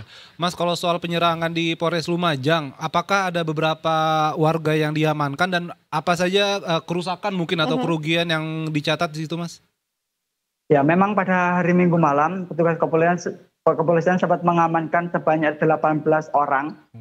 Namun setelah dilakukan penyelidikan, ke-18 orang tersebut saat ini sudah dipulangkan ke rumah masing-masing karena memang tidak ada upaya provokasi dan juga untuk menghindari amukan massa dari yang lebih besar. Oh, yang lebih besar lagi ya. Dan ke-18 orang ini memang juga merupakan keluarga ya dari korban juga yang ditangkap dan juga meninggal dunia. Baik, kemudian ketika berarti memang tidak ada proses hukum lanjutan gitu ya terhadap ke-18 orang ini yang melakukan penyerangan? Ya, hingga saat ini memang masih belum ada upaya lanjutan dari kasus tersebut. Kemudian untuk kerusakan yang dialami di Mapolres ini yakni portal atau bagian depan gerbang halaman Polres ini juga yang mengalami kerusakan. Kemudian juga ada neon spok di bagian halaman depan dan juga keramik di Mapolres Lumajang yang mengalami kerusakan. Dan saat ini sudah dilakukan perbaikan oleh petugas kepolisian. Baik, Mas Nur, apakah dari pihak keluarga RH masih bertanya-tanya begitu kepada kepolisian dan kedepannya apakah nanti akan masih diusut lagi oleh kepolisian terkait meninggalnya RH ini, Mas? Ya, sebagai bentuk transparansi upaya ini, pihak kepolisian saat ini sedang melakukan proses otopsi. Jadi jenazah tersangka ini saat ini masih berada di Rumah Sakit Umum Dr. Haryoto Lumajang untuk dilakukan proses otopsi, sehingga nantinya sebagai bentuk gambaran proses meninggalnya korban ini karena faktor apa, sehingga nanti bisa disampaikan kepada pihak keluarga. Baik, dan situasi di Polres Lumajang juga sudah kondusif, Mas ya? Hari bisa ini kami sampaikan bahwa hingga saat ini untuk situasi di Mapolres Lumajang sudah kondusif untuk aktivitas dan juga pelayanan. Mulai tadi siang sudah kembali normal seperti biasanya. Meski demikian, untuk petugas penjagaan yang melakukan tugas penjagaan tetap meningkatkan kewaspadaan. Baik. Baiklah kalau begitu, terima kasih banyak Mas Nur Hadi juga atas laporannya. Sama-sama. Semoga sehat selalu dan tentunya kita nantikan juga berita-berita lainnya dari Detik Jatim. Terima kasih Mas Nur Hadi. Selamat bertugas kembali. Sama-sama. Oke, itu guys. tadi dia Detikers ya, berita yang kita laporkan juga langsung dari Lumajang, Jawa Timur ya. Penyerangan terhadap markas kepolisian ya. Abis kita Sunset Talk, Zah. Abis dari yang tadi bikin pening-pening dan gak kepenang. Malaysia dong. Sekarang kita yang santai-santai aja. Musik, mainkan. Enggak dong, nanti kita akan mainkan musiknya, kita akan ajak ngobrol juga musisinya ya, yang tentunya juga kayak punya kisah yang gak cuman seru tapi juga menggemaskan gitu di balik lagu-lagu dan juga album terbarunya yang baru dirilis sama Raffi Sudirman. Jangan kemana-mana Detikers, tetap di Detik Sore. Gak cuma Rore. Di Zoom gak tuh?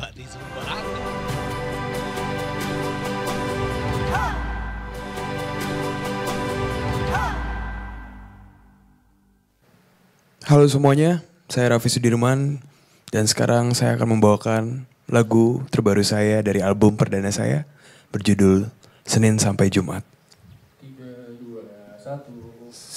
Semalam baru bertemu, tapi mengapa pagi ini aku sudah merindu, ingin ke rumahmu atau kemanapun kau mau, asal kau setuju. Aku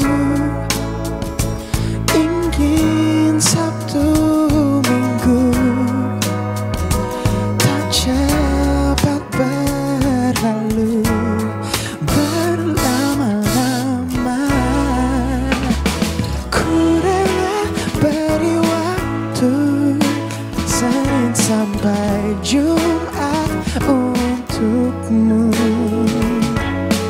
Jika bisa ku mau keliling dunia denganmu, hening selalu pun ku tahu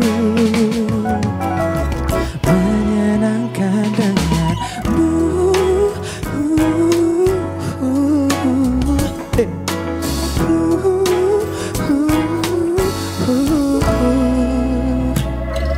Dulu ku tak begini, apalagi urusan hati bisa secepat ini jatuh cinta lagi. Baru kini ku merasakan arti kenyamanan aku. Ingin Sabtu Minggu tak terburu-buru berlama-lama. Ku rela beri waktu Senin sampai Jumat untukmu. Jika bisa ku mau keliling dunia denganmu, hening selalu pun ku tahu menyenangkan denganmu.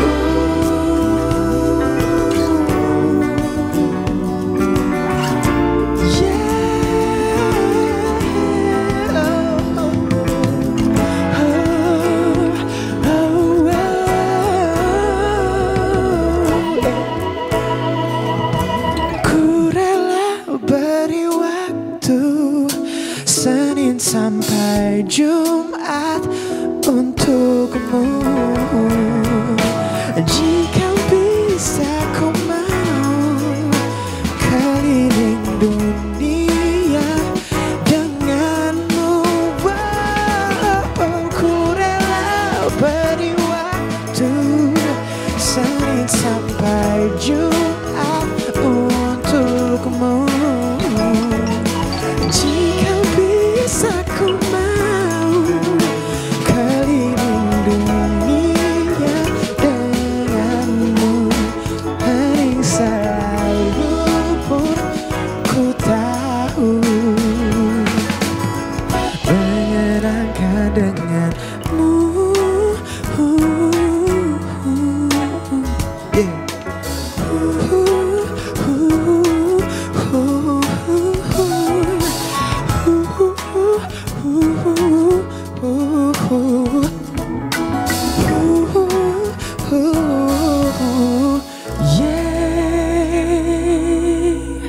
Terima kasih. Untuk lagu kedua, izinkan saya membawakan satu lagu dari album perdana saya. Lagu ini berjudul Terima Kasih.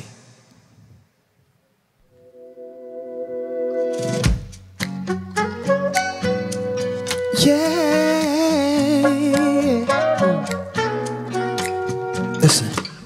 Ku coba untuk biasa saja, bukan ku tak peduli, hanya sulit untuk lisankan cantikmu. Di hari yang biasa saja, kau bawakan mentari yang terangi gelap warna hariku. Takkan lagi aku acuhkan cara berpakaianmu dan semua yang kau upayakan, bahkan mungkin tanpa kau sadari. Dari semua yang pernah bersamaku, kau teristimewa. Takkan ku biarkan diriku tak beri kau yang istimewa. Terima kasih untuk tak berubah dan untuk menjadi dirimu yang seadanya. Hey.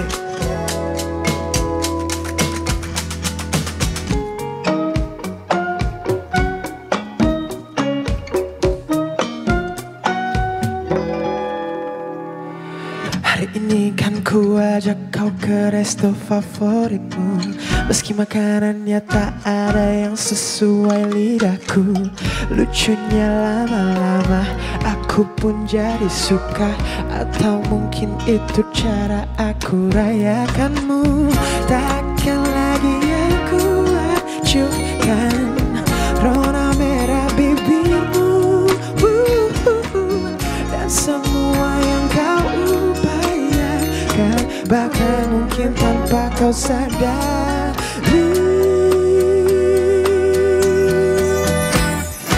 Dari semua yang pernah bersamaku, kau beristimewa. Takkan ku biarkan diriku tak beri kau yang istimewa. Dari semua yang pernah bersamaku, kau beristimewa. Takkan ku biarkan diriku tak beri kau yang istimewa. Terima kasih untuk tak berubah dan untuk menjadi dirimu yang seadanya.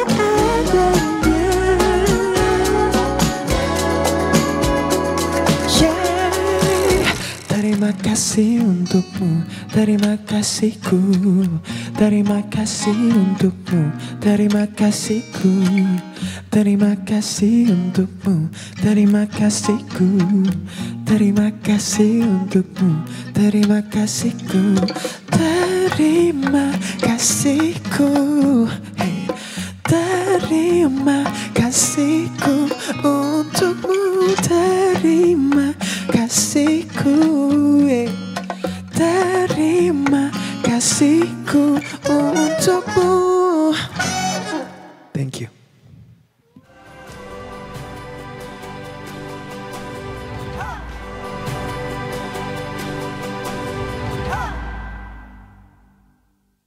Welcome back di Detik Sore. Nggak cuma hore-hore. Nggak bisa gue serendah itu suaranya. Sumpah. Sumpah gue cuma mengira cowok yang akan ngobrol sama kita ini adalah some kind of bad boy ya. Oh. Ternyata setelah tadi nyanyi atau gue nonton live baru pertama kalinya juga. Abis itu tadi ngobrol ternyata soft spoken tau. Dan suaranya sangat amat rendah sekali. Zah. Wow. Jadi gue harus begini ngomongnya. rendah. Itu lebih ke gue kalau ngobrol sama gue ya. Jauh tingginya ya. Jadi kita langsung sambut aja di Detik Sore ini dia Raffi Sudirman. Halo. Ya kan? Kak Iza, Kak Afif. Aku manggilnya Kak aja ya. Aduh jangan dong. Aku kan adik tingkat. Hey. Aku belum wisuda. Gue seneng Waduh. Oh, senang aja ya. Jadi Enggak sejauh itulah. Jadi sebenarnya udah sering ada yang bilang kalau kamu adalah cowok soft spoken. Nah ini kayak baru pertama kali deh. Nah, karena menurut gua tuh kayak sorry kita kan baru pertama kali berjumpa gitu ya. Terus kayak bad boy nih dengan ripped jeans ya kan. Abis itu juga dengan penampilannya gitu ya. Lekuk-lekuk mukanya juga galak nih kayaknya. Pas nyanyi kayak wah soft spoken sekali. Waduh. Gitu. Kayaknya bisa juga buka layanan ini ya, sleep call ya. Saya sudah punya kekasih. Iya, tahu. Maaf ya Tikers ya. Waduh. Hari ini datang apa? Pupus ya untuk para penonton ya. Penonton kecewa. Tapi jangan kecewa lah karena sebetulnya hari ini juga selebrasinya banyak ya. Dari Raffi Sudirman juga yang sudah menjadi sarjana. Congratulations. Yes, terima kasih banyak. Sudah lulus kuliah. Thank you so much. Terus juga mungkin banyak juga di antara The Tikers yang sudah melihat penampilannya di film Rangga Cinta. Yes. Nah, kalau itu sama sekali bukan jadi cowok soft spoken ya. Bukan, itu jadi cowok bad boy di situ. Nah, itu gara-gara itu kayaknya menurut gue ini perannya cocok. Dan Iya. juga album perdana. Album perdana, alhamdulillah. Yeay, Terima akhirnya kasih. Rilis juga di Bener. 26 September kemarin ya? Iya. 26 September juga. 26 September, seru banget. Album perdana itu rasanya ternyata kayak ngeluarin apa ya? Kalau buat musisi itu kayak sesuatu banget gitu loh. Kayak sarjana gitu loh. Album perdana tuh rasanya kayak gitu. Iya. Rasanya kayak Mahakarya, wah, kan? iya, mahakarya gitu. Jadi seneng banget. Karena sebenarnya Raffi pun juga lo tuh bukan cuman penyanyi tapi juga menciptakan lagunya juga. Yes. Termasuk juga tadi di part terima kasih itu adalah kamu yang main Iya, saxophone ya? aku yang main saxophone. Yeah. Itu aku nyiptain sama Kata Aditya. Dan lagu Senin sampai Jumat aku nyiptain sama Mas Petra Siombing. Iya. Diproduksi oleh Randy Pandugo. Dan Seru. seru banget itu kolaborasi. Jadi seneng banget bisa ngebawain di sini. Yeay. Kenapa harus saxophone? Raffi, apakah ada cerita sendiri? Karena katanya dia awalnya tertarik sama saxophone, Za. Oh, sebelum nyanyi Katanya ya? begitu waktu kecil. Ya, sebelum nyanyi. Jadi pertama kali tuh tahu saxophone dari Gramedia Kak sebenarnya. Oh, wow. Tahu kan Kenichi kan? Iya lagi. Jadi waktu itu sebenarnya niatnya buat beli buku. Iya. Bukan untuk beli apapun, tapi pas denger masuk gitu. Wah, ini suara apa ya? Terus nanya sama nyokap. Ini namanya saxophone yang main Kenichi. Nah, disitulah punya ketertarikan untuk oke, kita coba belajar. Tadi mau belajar yang panjang kayak Kenichi, yang sopran. Tapi kata orangnya, mas-masnya katanya tuh niupnya susah banget. Jadi mulai dari yang alto, yang kayak gini nih bentuknya. Sama kayak yang dimainin sama Ubay bukan sih? Ubay, Iya kan? betul Ubay Niji, Iya, benar. Iya. Alto saxophone. Wow. Kita mah kalau denger lagu itu malah jadi ngantuk ya, Za ya? Kalau gue lebih ke pengen ke toilet. Oh, Iya. gue ngantuk. Tapi ini Gramedia punya andil berarti ya untuk Bener. musikalitas seorang Iya. Raffi Sudirman juga. Berangkat dari saksofon mulai di umur berapa tahun mengenal musik berarti? 15. Oh, usia Alhamdulillah 15 remaja. tahun, ya. Saya di usia 15 tahun tuh lagi bandel-bandelnya ya, Sama, lagi nongkrong. iya. Dan dia main saksofon loh. Sambil main saxophone bandelnya. Sambil main saxophone, sambil main gitar. Sama lah. Kita mau bahas soal hari ini, esok, dan selamanya ya. Merangkum kisah cinta kamu kurang lebih. Kisah cinta, kisah kehidupan juga dalam 13 lagu. Apa yang mau disampaikan di hari ini, esok, dan selamanya? Dari judulnya aja tuh aku udah ngerasa kayak, wah ini kayaknya sesuatu yang apa ya. Hari ini tuh doa baik untuk hari ini, esok tuh juga kayak harapan, selamanya tuh pengennya tuh semuanya gak baik-baik aja. Sebenarnya ini kumpulan 13 lagu yang bercerita tentang cinta, kehidupan, keresahan sebagai anak muda seperti kita. Iya kan? Maksudnya aku tuh lagi di fase dimana teman-temanku juga ini tuh umur 20-an tuh gimana sih? 10 tahun lagi kita jadi apa sih gitu. Terus punya rasa-rasa keraguan terhadap kehidupan, punya ketakutan terhadap kehidupan. Dan semoga semua ketakutan dan rasa-rasa misalnya patah hati, putus cinta atau jatuh cinta pun atau tentang keluarga itu semoga menjadi sesuatu yang baik untuk hari ini, esok, dan selamanya. Sebenarnya sih itu. Itu merupakan doa baik gitu doa loh. baik gitu sebagai starter lah ya sebetulnya juga karena walaupun sebetulnya ini album pertama dari Raffi juga, tapi sebelumnya juga udah ngerilis banyak single juga banyak gitu single, ya. Ini yang mau aku tanyakan sebelum nanti ada salah satu lagu yang juga menurut aku tuh ada gemesnya, yaitu adalah senyum-senyum. Senyum-senyum, Ya. betul. Tapi kita bahas dulu terima kasih yang tadi sempat dibahas juga. Ini tuh dipilih sebagai focus track, termasuk juga jadi ya itu tadi dia tema utama doa baiknya, berterima kasih, bersyukur gitu-gitu ya. Ceritanya gimana tuh terima kasih ini? Sebenarnya lagu terima kasih ini tuh pas ngebuat bener-bener gak ada ekspektasi untuk menjadi suatu lagu yang bisa mencerminkan satu album. Tapi pas didengar satu album full 13 lagu, kayaknya ini lagu bisa merepresentasikan satu album yang aku buat gitu Kak. Jadi yang benar-benar rasanya tuh fulfilling, terus happy, terus ternyata bisa loh kita berkarya dan kayak ngomong suatu hal yang jarang sebenarnya kita ngomong, kalau kayak misalnya little things gitu, hal-hal kecil di kehidupan, misal ke pasangan atau ke keluarga, ataupun misalnya kita pesan sesuatu terus ada driver online. Ya kita ngomong sesimpel itu gitu, dan itu menurut aku kayak bisa mewakili satu album Hari Ini Esok dan Selamanya. I see, karena alasan untuk bersyukur atau berterima kasih nggak melulu soal sama Tuhan gitu ya, tapi juga sama sesama manusia itu juga kadang-kala yang paling menyentuh adalah dari yang terkecil gitu ya, nggak mesti yang grande banget juga gitu. Itu sih. Terima kasih. Terima kasih. Seru yang ada. Bahkan di 13 lagu ini tuh banyak kolaborasi ya? Banyak. Sama siapa aja tuh? Ada Mas Andi Sondoro, ada GAC sama Ivy Alisa.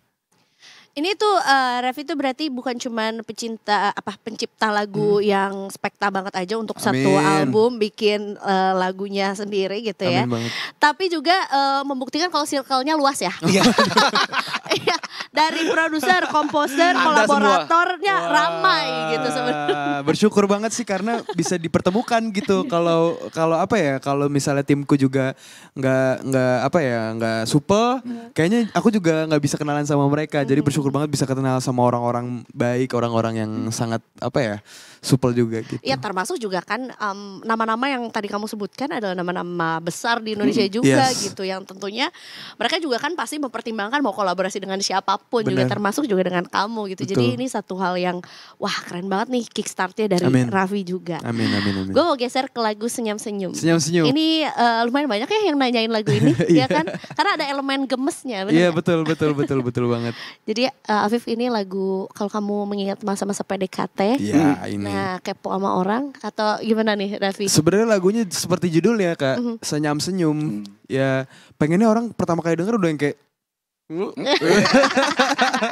gemes sendiri ya. Pas pertama kali kakak denger juga lirik pertama yang muncul senyum-senyum aku salah tingkah selalu, bener-bener ya bikin orang senyum-senyum itu sih. Betul. Most of the songs ya memang bukan good vibes ya, maksudnya kayak vibe-nya tuh happy gitu di tengah gempuran lagu mendayu-dayu yang bisa dibilang nggak bisa dibilang udah pasti laku di Indonesia sih ya. Semua lagu mellow pasti laku di Indonesia enggak, tapi kemungkinan besar lagu mellow di Indonesia tuh laku. Tapi kamu nggak punya lagu yang dayu biru banget gitu. Ada sih satu lagu tapi di tengah-tengah album itu judulnya Ingatkah. Itu satu lagu galau yang aku ciptain karena orangnya udah sama yang lain. Jadi inget gak waktu lu sama gue gitu, kayak gitu, ingetkah? Ya.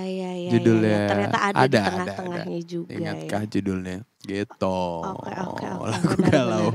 Tapi kalau misalnya tadi kan circle-nya emang luas banget nih Raffi kan.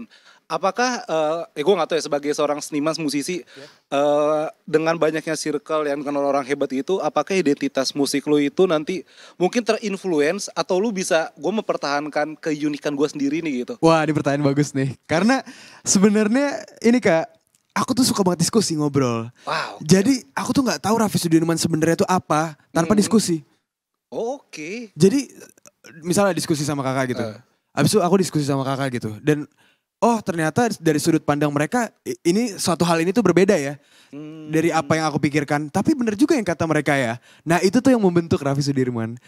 Jadi sebenarnya identitas aku itu adalah kumpulan dari diskusi-diskusi antara aku, Mas Andi, aku Kak Ivy, aku GAC, aku semua produser-produser yang ada di album ini. Jadi aku bersyukur bisa bertemu semuanya di sini.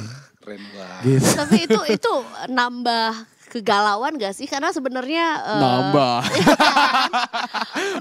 banget. Pembuatan lagu tuh kayak nggak bisa sembarang gitu. Ada storyline, ada big message yang mau kamu sampaikan gitu. Yes, itu gimana memilah perasaan dan thoughts itu? Makanya aku bikin album ini 2 tahun.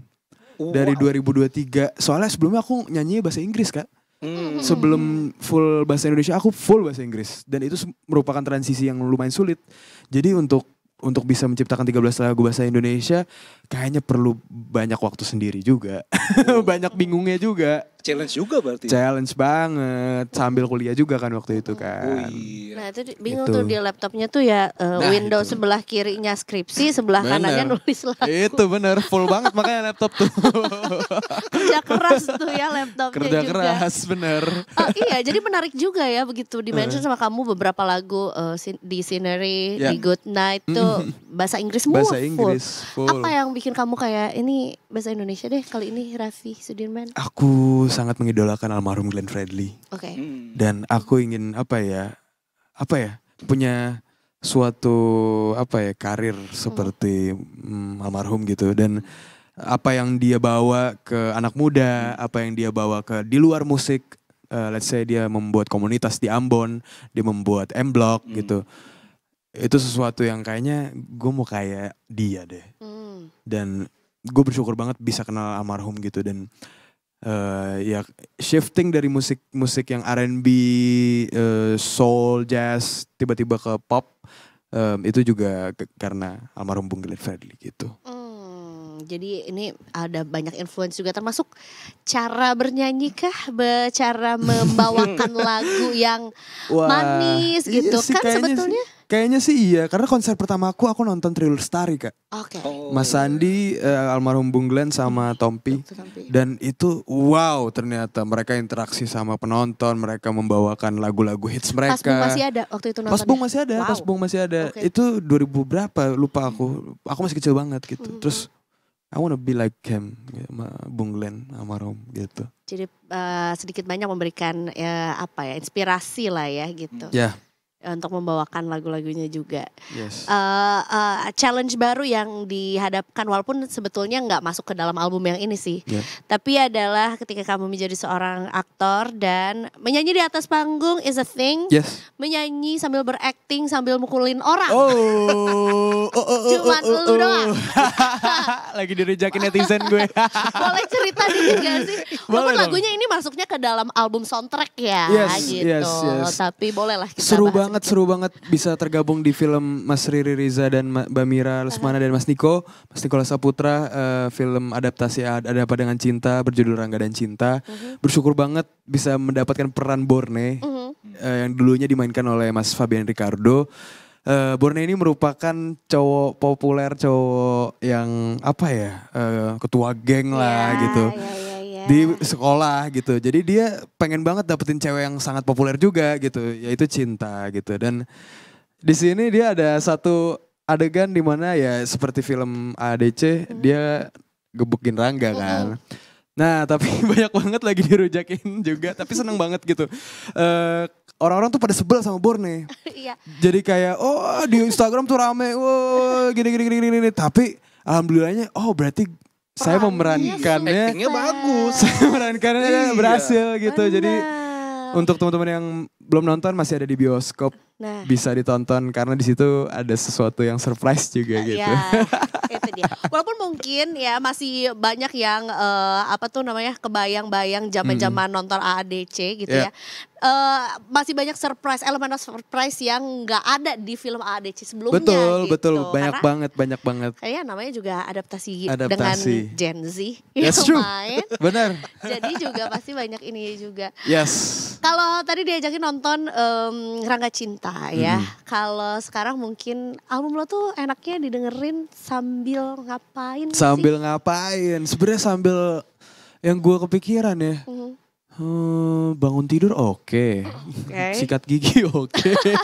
Oke. Sebenarnya semuanya sebenarnya bisa sambil ngapain karena ada kumpulan lagu yang ngebeat banget, ada yang galau banget, ada yang mid tempo, ada yang Yang dancing, ada yang cute. instrumental, saksofon doang 3 lagu. Dan menurut gue album ini cocok untuk didengarkan hari ini, esok dan selamanya. Nah, emang nama adalah doa ya. Sesuai banget. Gue udah kebayang lagi traveling lagi dengerinnya. Oh, iya kan? Kira-kira traveling kemana? Hah? Kira-kira Ke traveling kemana? Mampang sampai Depok. Itu cukup traveling ya Kak. itu. Kan jalan. Perjalanannya Itu juga perjalanannya jauh ya, panjang menantang ya. itu menantang itu. Ya bisa didengerin kapan aja, kemana aja, lagi ngapain aja. Pokoknya hari ini, esok dan selamanya ya. Yes, betul sekali. Itu tadi dia. Ada lagi mungkin dari Raffi yang mau di-share sama Detikers hari ini? Semoga Detikers bisa menikmati karya-karyaku dan salam kenal untuk yang baru pertama kali lihat. Aku Raffi Sudirman dan semoga karya-karyaku bisa sampai ke hati teman-teman karena dibuatnya juga pakai hati. Terima kasih. Terima kasih juga Raffi sudah mampir ya hari ini ke Detik Sore tuh kan. Nih Kak, kalau kamu nonton Rangga Cinta beda banget. Nah, kayak nggak sesuai outfit of the day dia yang bad boy ini. Tadi makanya juga dia sempat bilang tadi, wah ini bad boy banget nih, kita kenalan yuk gitu. Makanya tadi kenalan dulu kayak begitu ngomong, semoga nggak gitulah. Iya. Begitu ngomong lah soft spoken. Ternyata don't judge a book by its cover. Bener. Ya. Mungkin ini terbawa perannya si Borne-nya. Masih ini. menjaga. Bener ya. Ya udah Detikers hari ini menyenangkan ya Kak ya. Menyenangkan banget lah. Ada kita kedatangan musisi muda yang gue berharap sih bisa mewarnai belantika musik Indonesia ya nggak sih? Amin. Karena kita musik Indonesia ya jangan stuck di situ aja, ya kan? Biar apalagi Iza kemarin lagi nge-host acara musik banyak. Weh, ya kan? Alhamdulillah. Ajak-ajak ya. Ajak dong.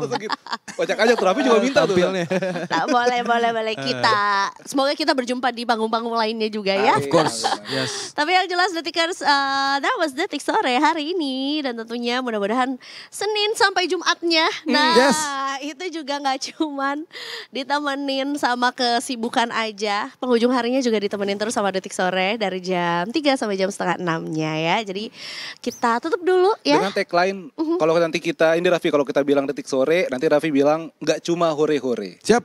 Oke, waktunya Eiza Mangfira pamit. Ayo Farhan cabut, kita ketemu besok lagi di Detik Sore. Gak cuma hore-hore. Alright.